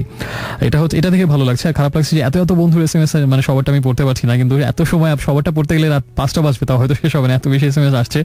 সবাই খুব দৃপ্তভাবে তার মতামত ব্যক্ত করছেন, আমার ওকে ভালো লেগেছে এবং কেন ভালো লেগেছে। তবে এখন পর্যন্ত বেশিরভাগ লোকেই ভালো লাগছে যুবকের বন্ধুকে এবং মেয়েটাকে। তো আরো কিছু অ্যান্সার পড়া যাক। বাবু লিখেছে যে মেয়েটার কথা, আমি অ্যান্সারগুলো পড়ছি না, সবার মোটামুটি কাছাকাছি রকম। সজীব লিখেছে যুবকের বন্ধুর কথা। আতিকুর রহমান যুবকের বন্ধু। নিশা মগবাজার জানিয়েছে মেয়েটার চরিত্র। ঋতু লিখেছে টঙ্গিবাড়ি থেকে মেয়েটা। মিরাজ জানিয়েছে গুলশান 2 থেকে মেয়েটা। সাহিল খান বাড়িধার থেকে জানিয়েছেন মেয়েটির কথা। ব্লু অ্যাঞ্জেল জানিয়েছে বাড্ডা থেকে মেয়েটার কথা। টিটু জানিয়েছে যুবকের বন্ধু। তানজিল ইসলাম ইউনিভার্সিটি থেকে আমাকে জানিয়েছে মেয়েটা। সাদিক লিখেছে মেয়েটার কথা। মিজান বাড্ডা থেকে জানিয়েছে মেয়েটার কথা। সাজেদা লিখেছে আমাকে যুবকের বন্ধু। শামীম বাড্ডা থেকে জানিয়েছে মেয়েটার কথা। তানভীর লিখেছে যে যুবকের বন্ধু। আখতার জানিয়েছে যুবকের বন্ধু। সুস্মিতা শিকদা জানিয়েছে যুবকের বন্ধু। আমিনুর জানিয়েছে মেয়েটার চরিত্র। আর একজন নাম লিখেননি, আরেকজন পাওয়া গেছে যিনি সেই প্রথম ছেলেটাকে ভোট দিয়েছেন যে প্রত্যাখ্যান করে মেয়েটিকে। তো তার যুক্তিটা আমরা একটু দেখি, সে কি যুক্তি দিয়েছে, যেহেতু মাত্র 2 জন তাকে ভোট দিয়েছে। সে লিখেছে যে ওই ছেলেটা ঠিক করেছে, কারণ সবাই একটা জিনিস বুঝতে পারেন, সেটা হচ্ছে যে জীবনে সেলফ রেসপেক্ট বলে একটা জিনিস আছে, যেটা ওই মেয়েটা বুঝতে পারেনি, এবং এটা একটা স্টুপিডিটি ছিল। সেলফ রেসপেক্টে কখনোই বিসর্জন দেওয়া উচিত না, তার জোরালো যুক্তি। শরীফুল মিরপুর থেকে আমাকে জানিয়েছে যে যুবকের বন্ধু। নিশা আমাকে লিখেছে মেয়েটার কথা। আসলাম জানিয়েছে যুবকের বন্ধু। সিফাত জানিয়েছে যুবকের বন্ধু। সুপ্তি লিখেছে যুবকের বন্ধু। সোহেল জানিয়েছে মেয়েটার কথা। নজরুল ইসলাম লিখেছে যুবকের বন্ধু। মোকাদ্দেস লিখেছে আমাকে যুবকের বন্ধু। আকরাম জানিয়েছে মেয়েটার কথা। ইব্রাহিম লিখেছে মেয়েটা, মাঝি আরেকটা ভোট পেয়েছে। উনিও আরেকজন অবহেলিত ক্যারেক্টার, খুব বেশি ভোট পাইনি। তো ইব্রাহিমের যুক্তিটা আমরা যেন একটু শুনি। মাঝির চরিত্রটা আমার ভালো লেগেছে, কারণ মাঝি সত্য যদি মেয়েটাকে না হেল্প করতো, তাহলে মেয়েটার প্রথম সুযোগ মানে ওখানে যাওয়ারই কোনো সুযোগ থাকতো না। সে তো মেয়েটাকে পৌঁছে না দিলেও পারতো নিজের সবকিছু পেয়ে যাওয়ার পর, কিন্তু সে তার কথা রেখেছে। সিফাত জানিয়েছে যুবকের বন্ধু। মাসুদ রানা জানিয়েছে যুবকের বন্ধু। আব্দুর রহিম জানিয়েছে বৃদ্ধ লোকটির কথা, তার কথা অনেক গভীরতা ছিল তার কথায়, সবাই তা বুঝতে পারবে না, এবং আবেগের কথা সে বলেনি, যে প্রচন্ড রকম রূঢ় বাস্তবের কথাই সে বলেছে বৃদ্ধ লোকটি। অথই জানিয়েছে আমাকে অনেকদিন পরে ব্যাক করেছেন তিনি। আর আরো অনেক SMS আছে, আমি আর পড়ছি না আপাতত, আপনাকে আরেকটু ভাবার সুযোগ দেই, আর একটা গান শুনেছি, তারপর আমি গল্পের বাকি অংশ পড়বো। দেখা যাক আসলে কে সত্যিকারের শ্রেষ্ঠ চরিত্র এই গল্পে। আর যেহেতু সবার হৃদয়ের শেপ নিয়ে কথা হচ্ছে, কে কেমন, কার ভেতরটা কেমন, অনেক কিছু মতামত ব্যক্ত করছেন। যে গানটা শুনে হচ্ছে shape of my heart, Sting. আসলে সত্যিকারই এই 5টা চরিত্রের হৃদয়ের চেহারাটাকে আমরা সত্যিকার অর্থে দেখতে পেয়েছি বা বুঝতে পেরেছি সে কেমন।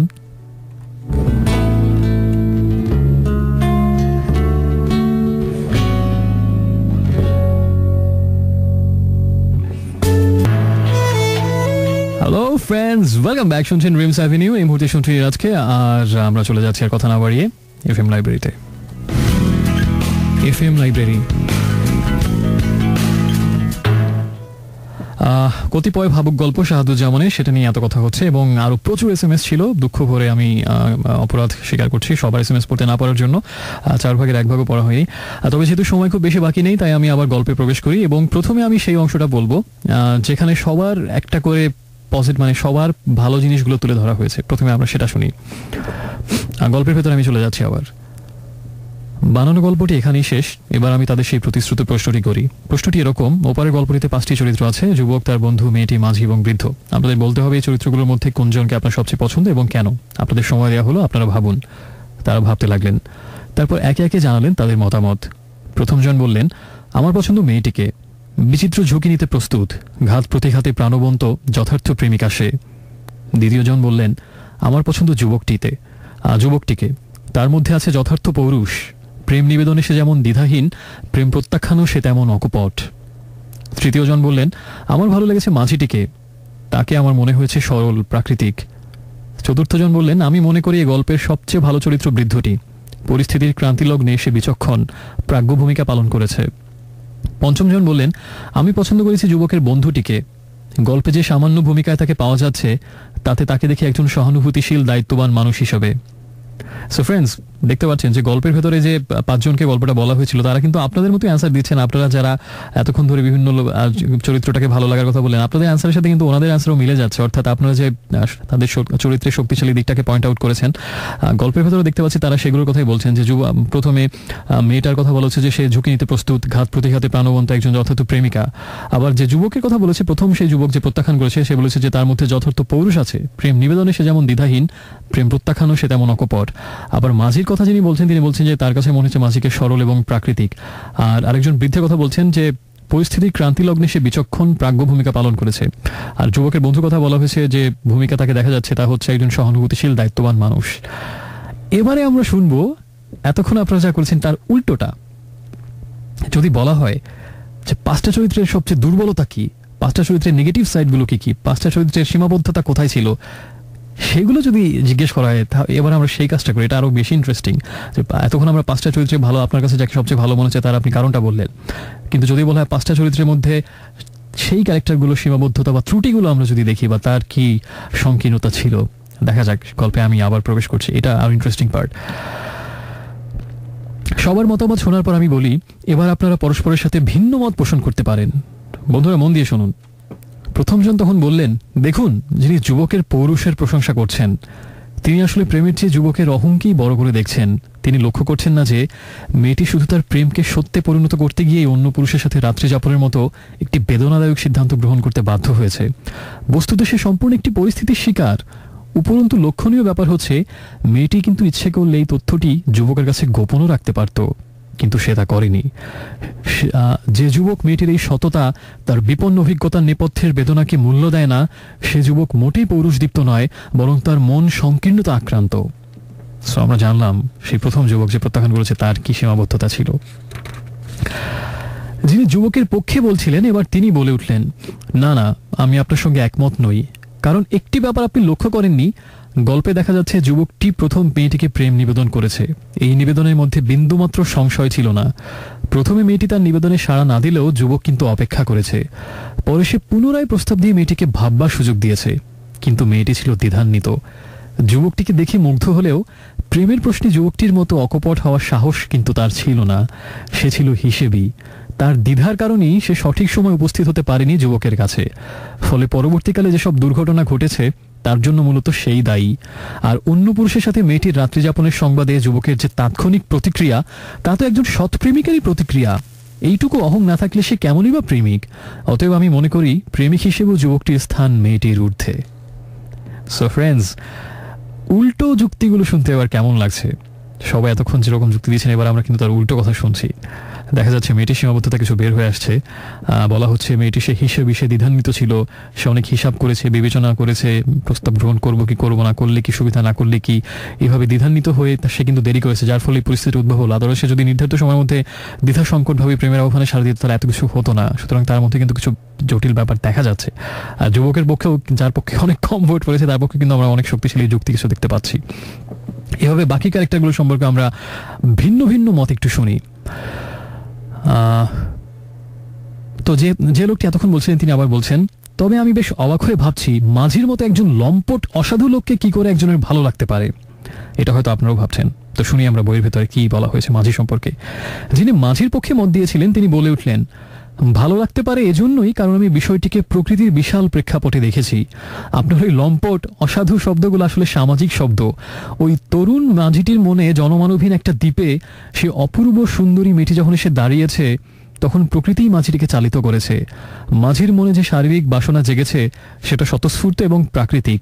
এই বাসনা চরিতার্থ করবার জন্য কিন্তু সে মেয়েটির উপর বল প্রয়োগের সমস্ত সুযোগই কিন্তু তার কাছে ছিল, কিন্তু সেই বর্বরতা মাঝিটি কিন্তু প্রয়োগ করেনি।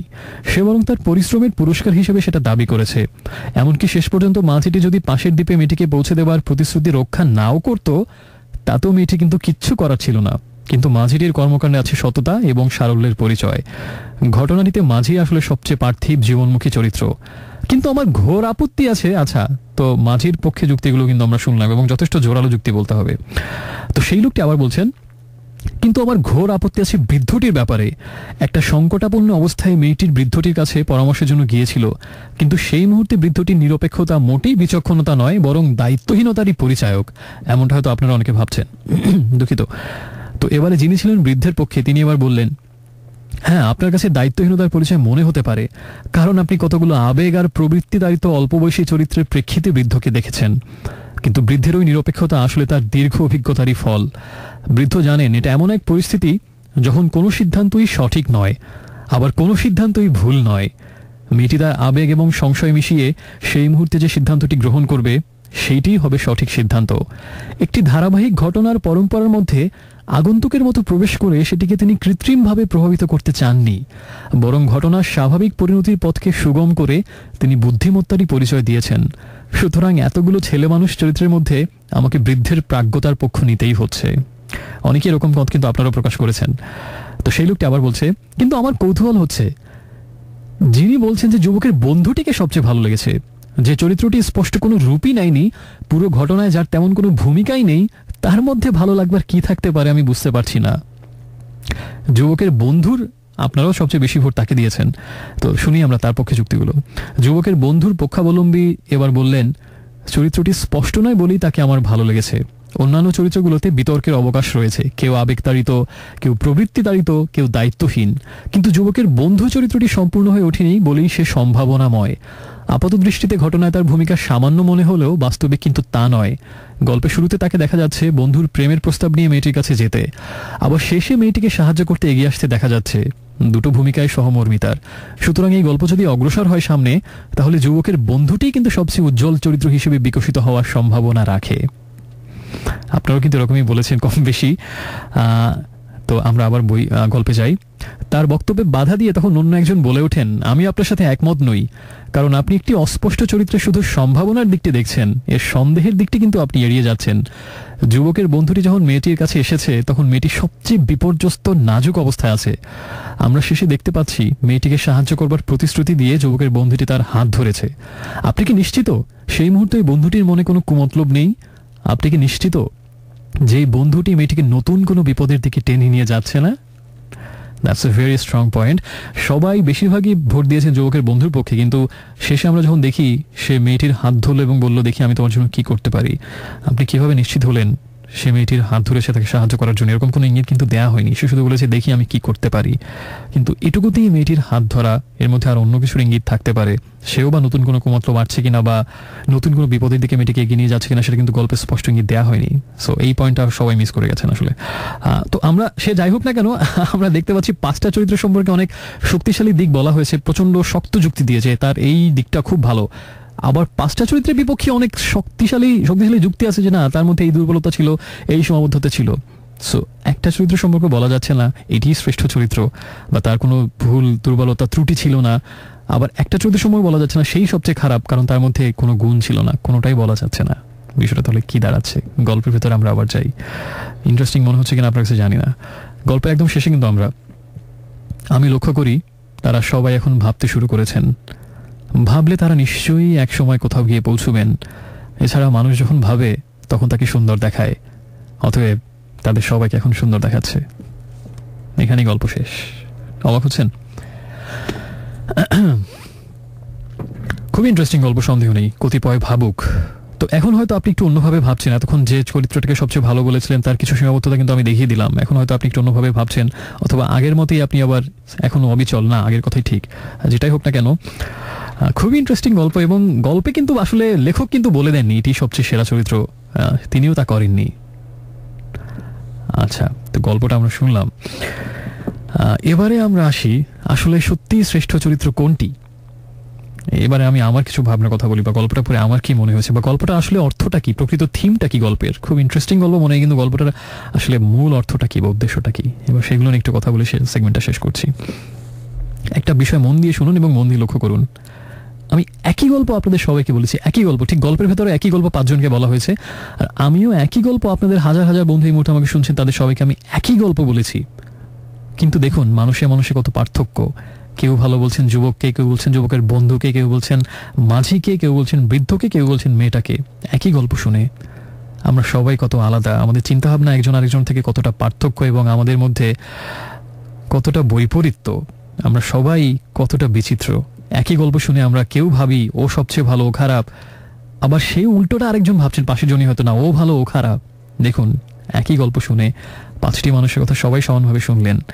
কেউ ভালো বলছেন এ কে, কেউ বলছেন বি কে, কেউ বলছেন সি কে, কেউ বলছেন ডি কে, কেউ বলছেন ই কে। তাহলে কে সঠিক আর কে ভুল? খুব জটিল প্রশ্ন।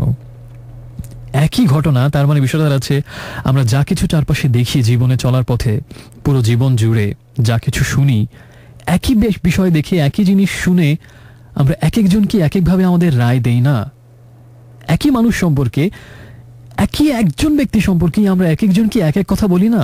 কেউ বলি সে ফেরেশতার মতো একজন মানুষ, ওই একই মানুষ সম্পর্কে কেউ বলে শয়তানের চেয়েও খারাপ। একই মানুষকে দেখি কেউ বলে ভেজা বেড়াল, মিচকে শয়তান। ওই একই মানুষ সম্পর্কে আমরাই আবার বলি এরকম মানুষই হয় না, কি অসাধারণ দৃঢ়তাপূর্ণ, কি ব্যক্তিত্বে ভরপুর। সেই একই মানুষকে দেখে আরেকজন বলছেন এরকম ভণ্ড প্রতারক আর দুটি দেখিনি। একই মানুষ, এক একজনের এক এক প্রতিক্রিয়া। আবার একই ঘটনা, ঠিক মানুষের মতো, যে ঘটনা দেখে আমাদের ঘৃণায় কেউ কেউ থুতু ফেলে বলি ঘৃণা, ধিক্কার জানে এরকম ন্যাক্কারজনক ঘটনাকে। আবার সেই একই ঘটনাকে কেউ বলেন কি অসাধারণ, দৃঢ়তায় ভরা, কি বীরত্বে ভরপুর, অসাধারণ মহিমায় নৈপুণ্যে ভাস্বর কি একটা ঘটনা ঘটল। একই ঘটনা আমাদের চারপাশে, এই দেশে, আমাদের ব্যক্তি জীবনে, আমাদের রাষ্ট্রীয় জীবনে, আন্তর্জাতিক পরিমণ্ডলে আমরা একই মানুষ, একই পৃথিবী, একই বিষয়কে দেখে কেউ ঘৃণায় নাক ছিটকাই, কেউ সাবাসে বাহাবা দিয়ে হাততালি দিয়ে তাকে বিজয় মাল্যে ভূষিত করি। আসলে কে সঠিক, আমি না আপনি? একই মানুষের একই কাজ দেখে যখন আমরা ঘৃণায়, ধিক্কারে, নিন্দা জানাই, তখন কি আমরা সঠিক? নাকি একই ঘটনা দেখে একই মানুষকে আমরা যখন একেবারে ঈশ্বরের শ্রেষ্ঠ সন্তান বা ফেরেশতা তুল্য বলি, তখন কি আমরা সঠিক? আসলে কোনটা সঠিক আর কোনটা ভুল? আপনারাই দেখুন, একই গল্প শুনে কারো কারো মনে হচ্ছে ও ভালো, কারো কারো কাছে মনে হচ্ছে ও ভালো, আবার আপনি বলছেন ও সবচেয়ে খারাপ, আবার আপনি যাকে সবচেয়ে খারাপ বলছেন সেই মানুষটাকে আরেকজন রায় দিচ্ছেন সবচেয়ে ভালো বলে। কি অদ্ভুত বিষয়টা! আসলে এর অন্তর্নিহিত তাৎপর্যটা কোথায়? আমার কাছে মনে হয়েছে শ্রেষ্ঠ চরিত্র বলতে গল্পে আসলে 5 জনের কেউই না। আপনি 5 জনের পক্ষে অসাধারণ শক্তিশালী সব যুক্তি দাঁড় করাতে পারবেন যে উনি সবচেয়ে ভালো, আবার তার বিরুদ্ধে অব্যর্থ যুক্তি দিতে পারবেন যে উনি সবচেয়ে খারাপ। এটা প্রত্যেকের ক্ষেত্রেই সত্য গল্পটার। একই মানুষ সম্পর্কে এমন একটা চরিত্র ব্যতিক্রম ধর্মী নেই যাকে আমি বিভিন্ন রকম শক্তিশালী যুক্তি দেখিয়ে বলতে পারবো না উনি সবচেয়ে ভালো, আবার ওই একই মানুষ সম্পর্কে আমি অসাধারণ যুক্তি দেখিয়ে বলতে পারবো উনি সবচেয়ে খারাপ। জীবন জগৎ সম্পর্কে এই কথাটাই সত্য। আসলে অন্তর্নিহিত তাৎপর্য হচ্ছে আসলে আমরা বিচারক হিসেবে কার কতটা যোগ্যতা আছে একটা মানুষকে বিচার করার, বা আমাদের বিচারে কি যায় আসে? আমি একজনকে ভালো বললাম, আমি 100 জন তাকে ভালো বললাম, তাতে সত্যি কি সে ভালো? ওই একই মানুষের মধ্যে কি হাজারো ত্রুটি, বিচ্যুতি, সীমাবদ্ধতা আমি বের করতে পারবো না চাইলে? এবং যেগুলো দেখে আরো 100 জন বলবে আবার সেই মানুষটি সবচেয়ে জঘন্যতম, তাহলে কার কথা আমি মেনে নেব? যে বলছে সেই মানুষটি জঘন্য, যা কিনা বলছে যে এই মানুষটি অসাধারণ, কার কথা সত্যি? আসলে কি কোনো মাপকাঠি আছে? ওই 100 জন যারা ভালো বলছে তাদের কথাই কি সত্যি, নাকি যে 100 জন খারাপ বলছে কার কথা? আপনি কোনোটাই গ্রহণ করতে পারেন না, আবার কোনোটাই আপনি ফেলে দিতে পারেন না, কারণ নৈর্ব্যক্তিকভাবে আসলে আমরা সেই অবস্থানে নেই। আমরা মানুষেরা যাদের নিজেদের মধ্যে হাজারো সীমাবদ্ধতা, ক্ষুদ্রতা, এবং আমরা সবকিছু বিচার করি নিজেদের যে জ্ঞান আমাদের আছে, আমার যতটুকু অভিজ্ঞতা অর্জিত হয়েছে, আমার মন যতটুকু প্রসারিত, আমার যতটুকু সীমাবদ্ধতা আছে, আমার যে সংকীর্ণতা আছে, সবকিছু মিলিয়ে মিশিয়ে যে আমি ভালো মন্দে গড়া, কিছুটা ভালো কিছুটা খারাপ, সেই আমি আমার যতটুকু সাধ্য সেটা দিয়েই তো একজনকে বিচার করব, সেটা দিয়ে একটা ঘটনাকে বিচার করব। তো আমি যে সেই তাকে বিচার করার মতো একেবারে নির্ব্যক্তিক অবস্থানে দাঁড়িয়ে ততটুকু জ্ঞান গরিমা ততটুকু প্রসারতা কি আমার নিজের আছে? আমি কি ঈশ্বরের সমতুল্য যে আমি একেবারে সব সীমাবদ্ধতা সংকীর্ণতার উপরে গিয়ে আমার ক্ষুদ্র জ্ঞানের বাইরে গিয়ে একদম সীমাহীন নির্মোহভাবে একজনকে বিচার করতে পারি এবং চূড়ান্ত নির্ব্যক্তিক রায় দিতে পারি এটিই সত্য এটিই মিথ্যা? সেই ক্ষমতা কি আমার আছে বা আমি সেটা কি অর্জন করেছি? এই এত অসাধারণ একটা ক্ষমতা কি আমার মতো ক্ষুদ্র মানুষের সত্যিই আছে? নিজের মনের দিকে তাকে আপনি দেখুন, আপনি কি সব রকম সংকীর্ণতা সীমাবদ্ধতার ঊর্ধ্বে, বা আপনার অভিজ্ঞতা, আপনার জ্ঞান প্রজ্ঞা বা আপনার দৃঢ়তা বা আপনার দূরদর্শিতা কি ততটা পর্যায়ে পৌঁছেছে যে পর্যায়ে পৌঁছলে সাত আসমান উপরে থেকে নির্মোহভাবে তাকিয়ে নিচে মানুষের পৃথিবীতে ঘটতে থাকা ঘটনাগুলোকে একেবারে আবেগ বিবর্জিত হয়ে সত্যিকারের একজন প্রাজ্ঞ এবং একেবারে নিরপেক্ষ বিচারকের ভূমিকা থেকে সৃষ্টিকর্তা যেভাবে দেখেন সেইভাবে দেখার ক্ষমতা কি আপনার আছে, আমার আছে, বা কারো আছে এই পৃথিবীতে? কারোই নেই। তারপরও আমরা কি করি? সীমাহীন সমালোচনায় ক্ষত বিক্ষত করে দিই কোনো মানুষকে যখন আমরা তার সম্পর্কে পুরোপুরি জানি না, যখন হয়তো জানিও না যা শুনছি যা বলছি তা আদৌ সত্য কিনা। আমরা নিন্দা করতে ভালোবাসি, আরো 10 জনের কাছে শুনি, ছড়িয়ে দেশি নিন্দার বিষ বাষ্প, কারণ অন্য একটি ব্যক্তির সম্পর্কে যাকে জীবনে হয়তো কখনো দেখিও নি, আমি কখনো মিশেও দেখিনি সেই মানুষটি কেমন, বা যদি মিশে দেখেও থাকি আমার কি ক্ষমতা আছে তার সেই কাজকে বোঝার? সে কোন পরিস্থিতিতে কেন কোন পর্যায়ে গিয়ে ওই কাজটি করেছে, ওই কথাটি বলেছে, কেন সেরকম হলো, নাকি আমি কোনোদিন সত্যি বুঝতে পারবো? একমাত্র সেই মানুষটি বুঝতে পারবে কেন সেই কাজটা করেছে, বা সেও হয়তো পারবে না। আর সে নিজেও যখন পারবে না, আমি কি করে পারবো আরেকজন মানুষ হয়ে তার মনের কথা আমি জানতে, বা তার পরিস্থিতিটা সম্পূর্ণভাবে আমি কি করে বুঝতে পারবো? সত্যি কি তা সম্ভব? এই প্রত্যেকটা ক্যারেক্টার তাদের নিজস্ব নিশ্চয় একটা যুক্তি ছিল, তাদের একটা উত্তর ছিল, সেটা আপনি আমি কতটুকু বুঝবো সে কেন এই কাজটা করেছে, বা নিশ্চয়ই তারও একটা জোরালো যুক্তি আছে যেটা শুনে কেউ ঘৃণায় নাক ছিটকাবেন, কেউ আবার বাহাবা দেবেন। কিন্তু আসলে কতটুকু আমি আপনি বুঝতে পারি এই কাজটা সে কেন করেছে, বা তার পিছনে তার যে যুক্তি থাকুক না কেন সেটা যদি জানতে পারিও তার সত্যি না মিথ্যা, বা পরম দৃষ্টিতে একেবারে অ্যাবসলিউট ভাবে সেটা আসলেই সেটা সত্যিকারই তাই কিনা, বা সেটা শক্তভাবে দাঁড়িয়ে থাকার মতো যোগ্যতা রাখে কিনা সেই উত্তর সেই যুক্তি, তা বিচার করার মতো জ্ঞান গরিমা বুদ্ধি প্রজ্ঞা একমাত্র সৃষ্টিকর্তারই কি নেই? আমাদের কতটুকু সাধ্য ক্ষমতা আছে? নিজের সীমাবদ্ধতাকে মেনে নেই আমরা, তা করি না আমরা কখনো। আমরা তীব্র সমালোচনায় ক্ষত বিক্ষত করি একজনকে যখন আমরা সত্যিই জানি না এটা করছি তা সত্যি কিনা। আবার উল্টোভাবে কাউকে প্রচন্ড অকুণ্ঠ প্রশংসায় একেবারে অন্য 10 জন ভক্তি করছে বলে আমিও ভক্তি শ্রদ্ধায় প্রবাদ পুরুষ বানিয়ে দিচ্ছি, কিংবদন্তি তুল্য বানিয়ে দিচ্ছি, পুষ্পস্তবক অর্পণ করছি, কারণ সবাই ভালো বলছে আমাকেও বলতে হবে, না হলে যে আমি তাদের সাথে দাঁড়াতে পারবো না। আমাকে সবাই তখন প্রশ্ন করবে তুমি কোন অর্বাচীন উজবুক। তাই আমিও ভালো বলি সবাই যাকে ভালো বলছে, যদিও নিজে হয়তো পুরোপুরি বিশ্বাস করিও না, বা করলেও সেই বিশ্বাসের ভিত্তি কতটা শক্তিশালী, আমার কতটুকু সাধ্য সত্যিকারের এক মহাজাগতিক দাড়িপাল্লায় তাকে রেখে আরেক পাশে সত্যিকারের বিবেককে রেখে সেই নিক্তিতে তাকে পরিমাপ করার কতটুকু যোগ্যতা আমার আছে? সেই মহাজাগতিক নিক্তি যা একমাত্র হয়তো ঈশ্বরের হাতেই শোভা পায়, তা সত্যিই কি আমাদের হাতে আছে? কখনো অর্জন কি করতে পারবো সে সম্পর্কে কবে কখন আমরা নিশ্চিত হতে পারি? কিন্তু আমরা এগুলো সব ভুলে যাই, এই কথাগুলো আমরা কখনোই ভাবি না। আমরা কাউকে পুষ্পস্তবকের পর পুষ্পস্তবক অর্পণ করে তাকে কিংবদন্তি বানিয়ে দেই, অসাধারণ সব উপায় তাকে ভূষিত করি, এক বাক্যে সবাই চোখ বন্ধ করে ভক্তির জিকির তুলে বলি কি সাধু কি সাধু। আবার ঠিক উল্টো কাজটা করি, সমালোচনায় নিন্দায় ক্ষত বিক্ষত করি একটা মানুষকে, ঘৃণায় তাকে তীব্র প্রত্যাখ্যানে ধুলায় ছুঁড়ে ফেলে দেই, প্রচন্ড ঘৃণা তাকে গ্রাস করে জ্যান্ত পশুর মতো। তার কতটুকু ক্ষমতা আমাদের আছে? কারণ আপনিই দেখছেন একদম চোখে আঙুল দিয়ে গল্পটাতে দেখানো হলো, এবং আমিও সেই গল্পের সুবাদে আপনাদেরকে দেখিয়ে দিলাম একই গল্প শুনে কেউ একজনকে প্রচন্ড ভালো বলছেন, ঠিক আরেকটা মানুষ তাকে সবচেয়ে খারাপ বলছেন। একই মানুষ, একই ঘটনা, আপনিও শুনলেন সেও শুনল। আপনি বলছেন সেই শ্রেষ্ঠ চরিত্র, আরেকজন বলছে সে সবচেয়ে জঘন্য চরিত্র। তারও যুক্তি আছে, আপনারও যুক্তি আছে, কে সঠিক আর কে ভুল এই বিচার সেও করতে পারবে না, আপনিও করতে পারবেন না, আমিও করতে পারবো না, আমরা কেউই করতে পারবো না। তারপরও কেন আমরা সেই অপরিণত বা অনির্দিষ্ট বা অসার অগভীর ভালোবাসা কিংবা ঘৃণা দুটোই আমরা এভাবে অকাতরে বিলিয়ে দেই? আমরা আসলে কতটুকু সেই মূল্যায়নের স্তরে পৌঁছে গেছি? কে পারে আসলে সত্যিকার অর্থে? সৃষ্টিকর্তা ব্যতীত আর কেউই কি পারে? কারণ আমাদের মূল্যায়ন সবসময় পক্ষপাত দুষ্ট। আমরা নিজের অভিজ্ঞতা দিয়ে সবসময় মূল্যায়ন করি। আমি যাকে ভালো দেখেছি, আমার সাথে যে ভালো ছিল, আমরা তাকেই ভালো বলি, কিন্তু আসলে সেই মানুষটি কতটুকু ভালো তা আমরা বলি না। বলি আমার অভিজ্ঞতা থেকে, বা আমার সাথে যে খারাপ করেছে আমি তাকে খারাপ বলি, কিন্তু আসলে সত্যিকারে সেই খারাপটা সে কেন করেছে, তার জায়গায় থাকলে আপনি কি করতেন, বা আসলেই সে খারাপ কিনা, সেই মূল্যায়ন আমরা করি না। আমরা যার যার ব্যক্তি স্বার্থ থেকে বিচার করি আরেকজন মানুষকে। আমরা যার যার ব্যক্তিগত মূল্যায়ন করে আমাদের নিজেদের যতটুকু জ্ঞান আছে সেই জ্ঞানের বাইরে আমরা কখনোই যেতে পারি না। আমাদের নিজেদের যে সীমাবদ্ধতা সবারই আছে, সেটুকু আমরা কখনো অতিক্রম করতে পারি না। তাই সবার সেই সীমাবদ্ধতা, আপনার আমার সেই জ্ঞানের সীমাবদ্ধতা এবং সেই সামর্থ্যের যে অভাব, তার ভিতরে থেকে আপনার আমার অভিজ্ঞতার যে অভাব, মানুষ হিসেবে আমরা কতটুকু আমাদের সীমাবদ্ধতা ভাঙতে পারি, সেই কতটুকু ক্ষমতা আমাদের আছে যখন আমরা নিজেরাই জানি না আমরা কোত্থেকে এসেছি, আমরা কোথায় যাব, বা এই জীবন ও জগতের সত্যিকার উদ্দেশ্য কি সম্পর্কে যখন আমরা পুরোপুরি নিশ্চিত নিজেরাই হতে পারি না।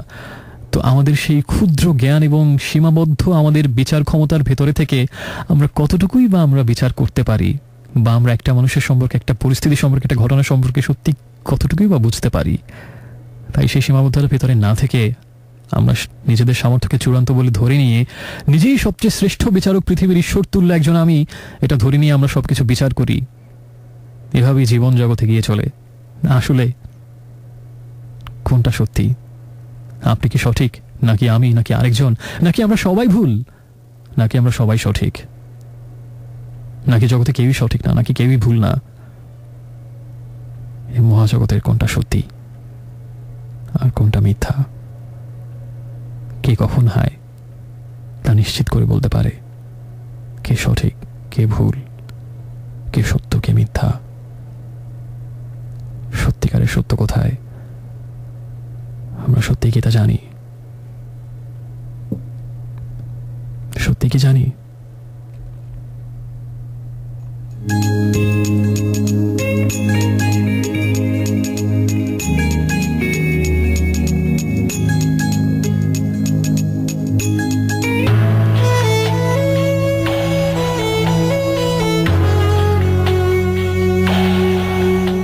friends, welcome back once again. শুনছেন রেডিও আমার 88.4 FM, শুনছেন রিমস অ্যাভিনিউ, শুনছেন এই মুহূর্তে আজকে আরেকবার একটা অন্যরকম জম্পেশ এফএম লাইব্রেরি সেগমেন্ট একটু আগে শেষ হলো। সেখানে আমরা এই যে গল্পটা নিয়ে কথা বললাম সেটা হচ্ছে শাহাদুজ্জামানের একটা গল্প, কতিপয় ভাবুক।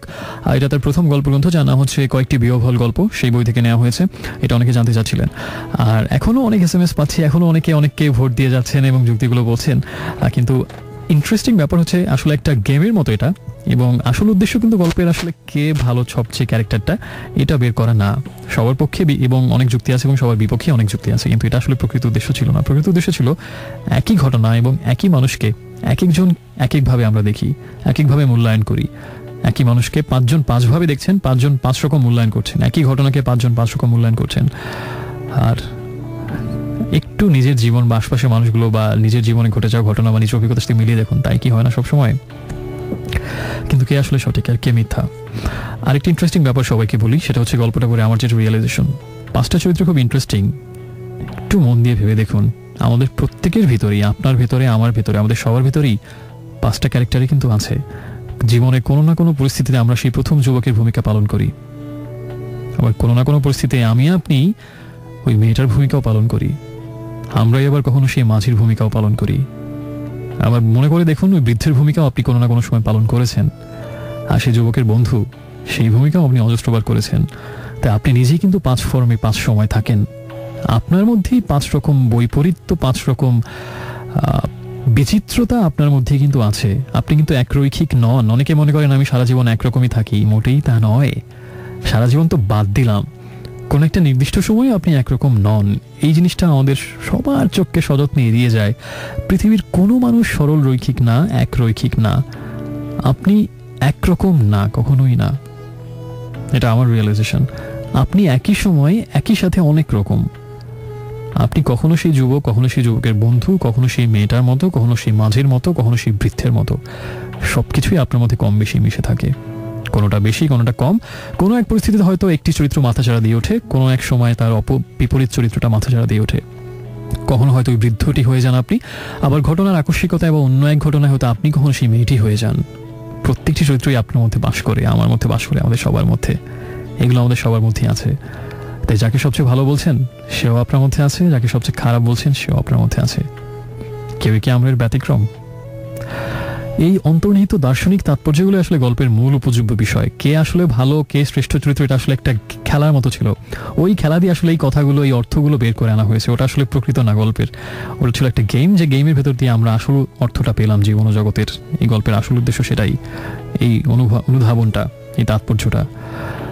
এবং আমার কাছে মনে হয় এটা নিয়ে ভাবার অনেক কিছু আছে আসলে, যে আমরা যখন মূল্যায়ন করি কোনো ঘটনাকে, কোনো মানুষকে, সেটা যেভাবে করি সেটা সঠিক কিনা, বা আমাদের সেই ক্ষমতা আসলে আছে কিনা, বা এটা আসলেই সবকিছু অর্থহীন কিনা, কি আসলে সত্যি এর কোনো অর্থ আদৌ আছে কিনা। আমরা শুধু একটা কাজই করতে পারি, যতটা বেশি পারি নিজের আত্মোন্নয়ন করাটাই আমার কাছে মনে হয়। এছাড়া অন্যের আসলে এগুলো আমার কাছে মনে হয় সবকিছু ধোঁয়াটে, সবকিছু ধোঁয়াশায় ভরা। সবকিছুর বিপক্ষে যুক্তি দেওয়া যাবে বা সবকিছুর পক্ষে যুক্তি দেওয়া যাবে, কিন্তু আসলে সেই ভূমিকায় আমার কাছে মনে হয় যে সেটাই আমাদের আরাধ্য হওয়া উচিত না। সেই ক্ষমতা আমার নেই, আমাদের নেই। আমার নিজেই অনেক সীমাবদ্ধতা, তাই আমি অন্য কোনো কিছু মূল্যায়ন করতে না গিয়ে শুধু নিজেকে মূল্যায়ন করে তার উন্নতি ঘটাই যতটুকু পারি। মানব জীবনের, মানব জন্মের উদ্দেশ্য, সার্থকতা সেটুকুই হওয়া উচিত। অন্যের কাটাছেড়া না করে নিজের কাটাছেড়া করে তাকে যতটা সাজানো যায়, তাকে যতটা পরিপূর্ণ করা যায়, তার যতটা শ্রীবৃদ্ধি ঘটানো যায়, নিজের যতটা উন্নয়ন করা যায়, নিজেকে যত আর উচ্চতায় নিয়ে যাওয়া যায়, আকাশের যতটা কাছাকাছি, তাই হওয়া উচিত আমাদের জীবনের উদ্দেশ্য, জীবনের অর্থ। এটা আমার একান্ত নিছক ব্যক্তিগত অনুভূতি, মতামত, সেটাই বললাম। আজকে অনেকটা সময় একসাথে ছিলাম, ভালো লাগছে। আমি জানি না আপনার কেমন লাগছে গল্পটা বা পুরো শোটা। আর বেশি কিছু কথা আজকে আর বলতে চাই না। এরকম আরও অজস্র ভাবনা নিয়ে, অজস্র স্বপ্ন নিয়ে, এভাবে সুখ দুঃখ ভাগাভাগি করতে করতে নিশ্চয়ই আরও অজস্র রজনী আমরা একসাথে পার করবো। এভাবে একসাথেই আমরা জীবনকে বুঝবো, একসাথেই শিখবো কিভাবে আরও ডানা মেলে আকাশে উঠতে পারি, আকাশের আরও কতটা কাছাকাছি যেতে পারি, আরও দূরে, অনেক দূরে। দূরে কোথায়? যেখানে সত্যিকারের সত্যি, সত্যিকারের মুক্তি, সত্যিকারের সার্থকতা, সত্যিকারের জীবন, সত্যিকারের বেঁচে থাকার পূর্ণতা। দূরে কোথায়? দূরে কোথায়? দূরে কোথায়? শুভরাত্রি।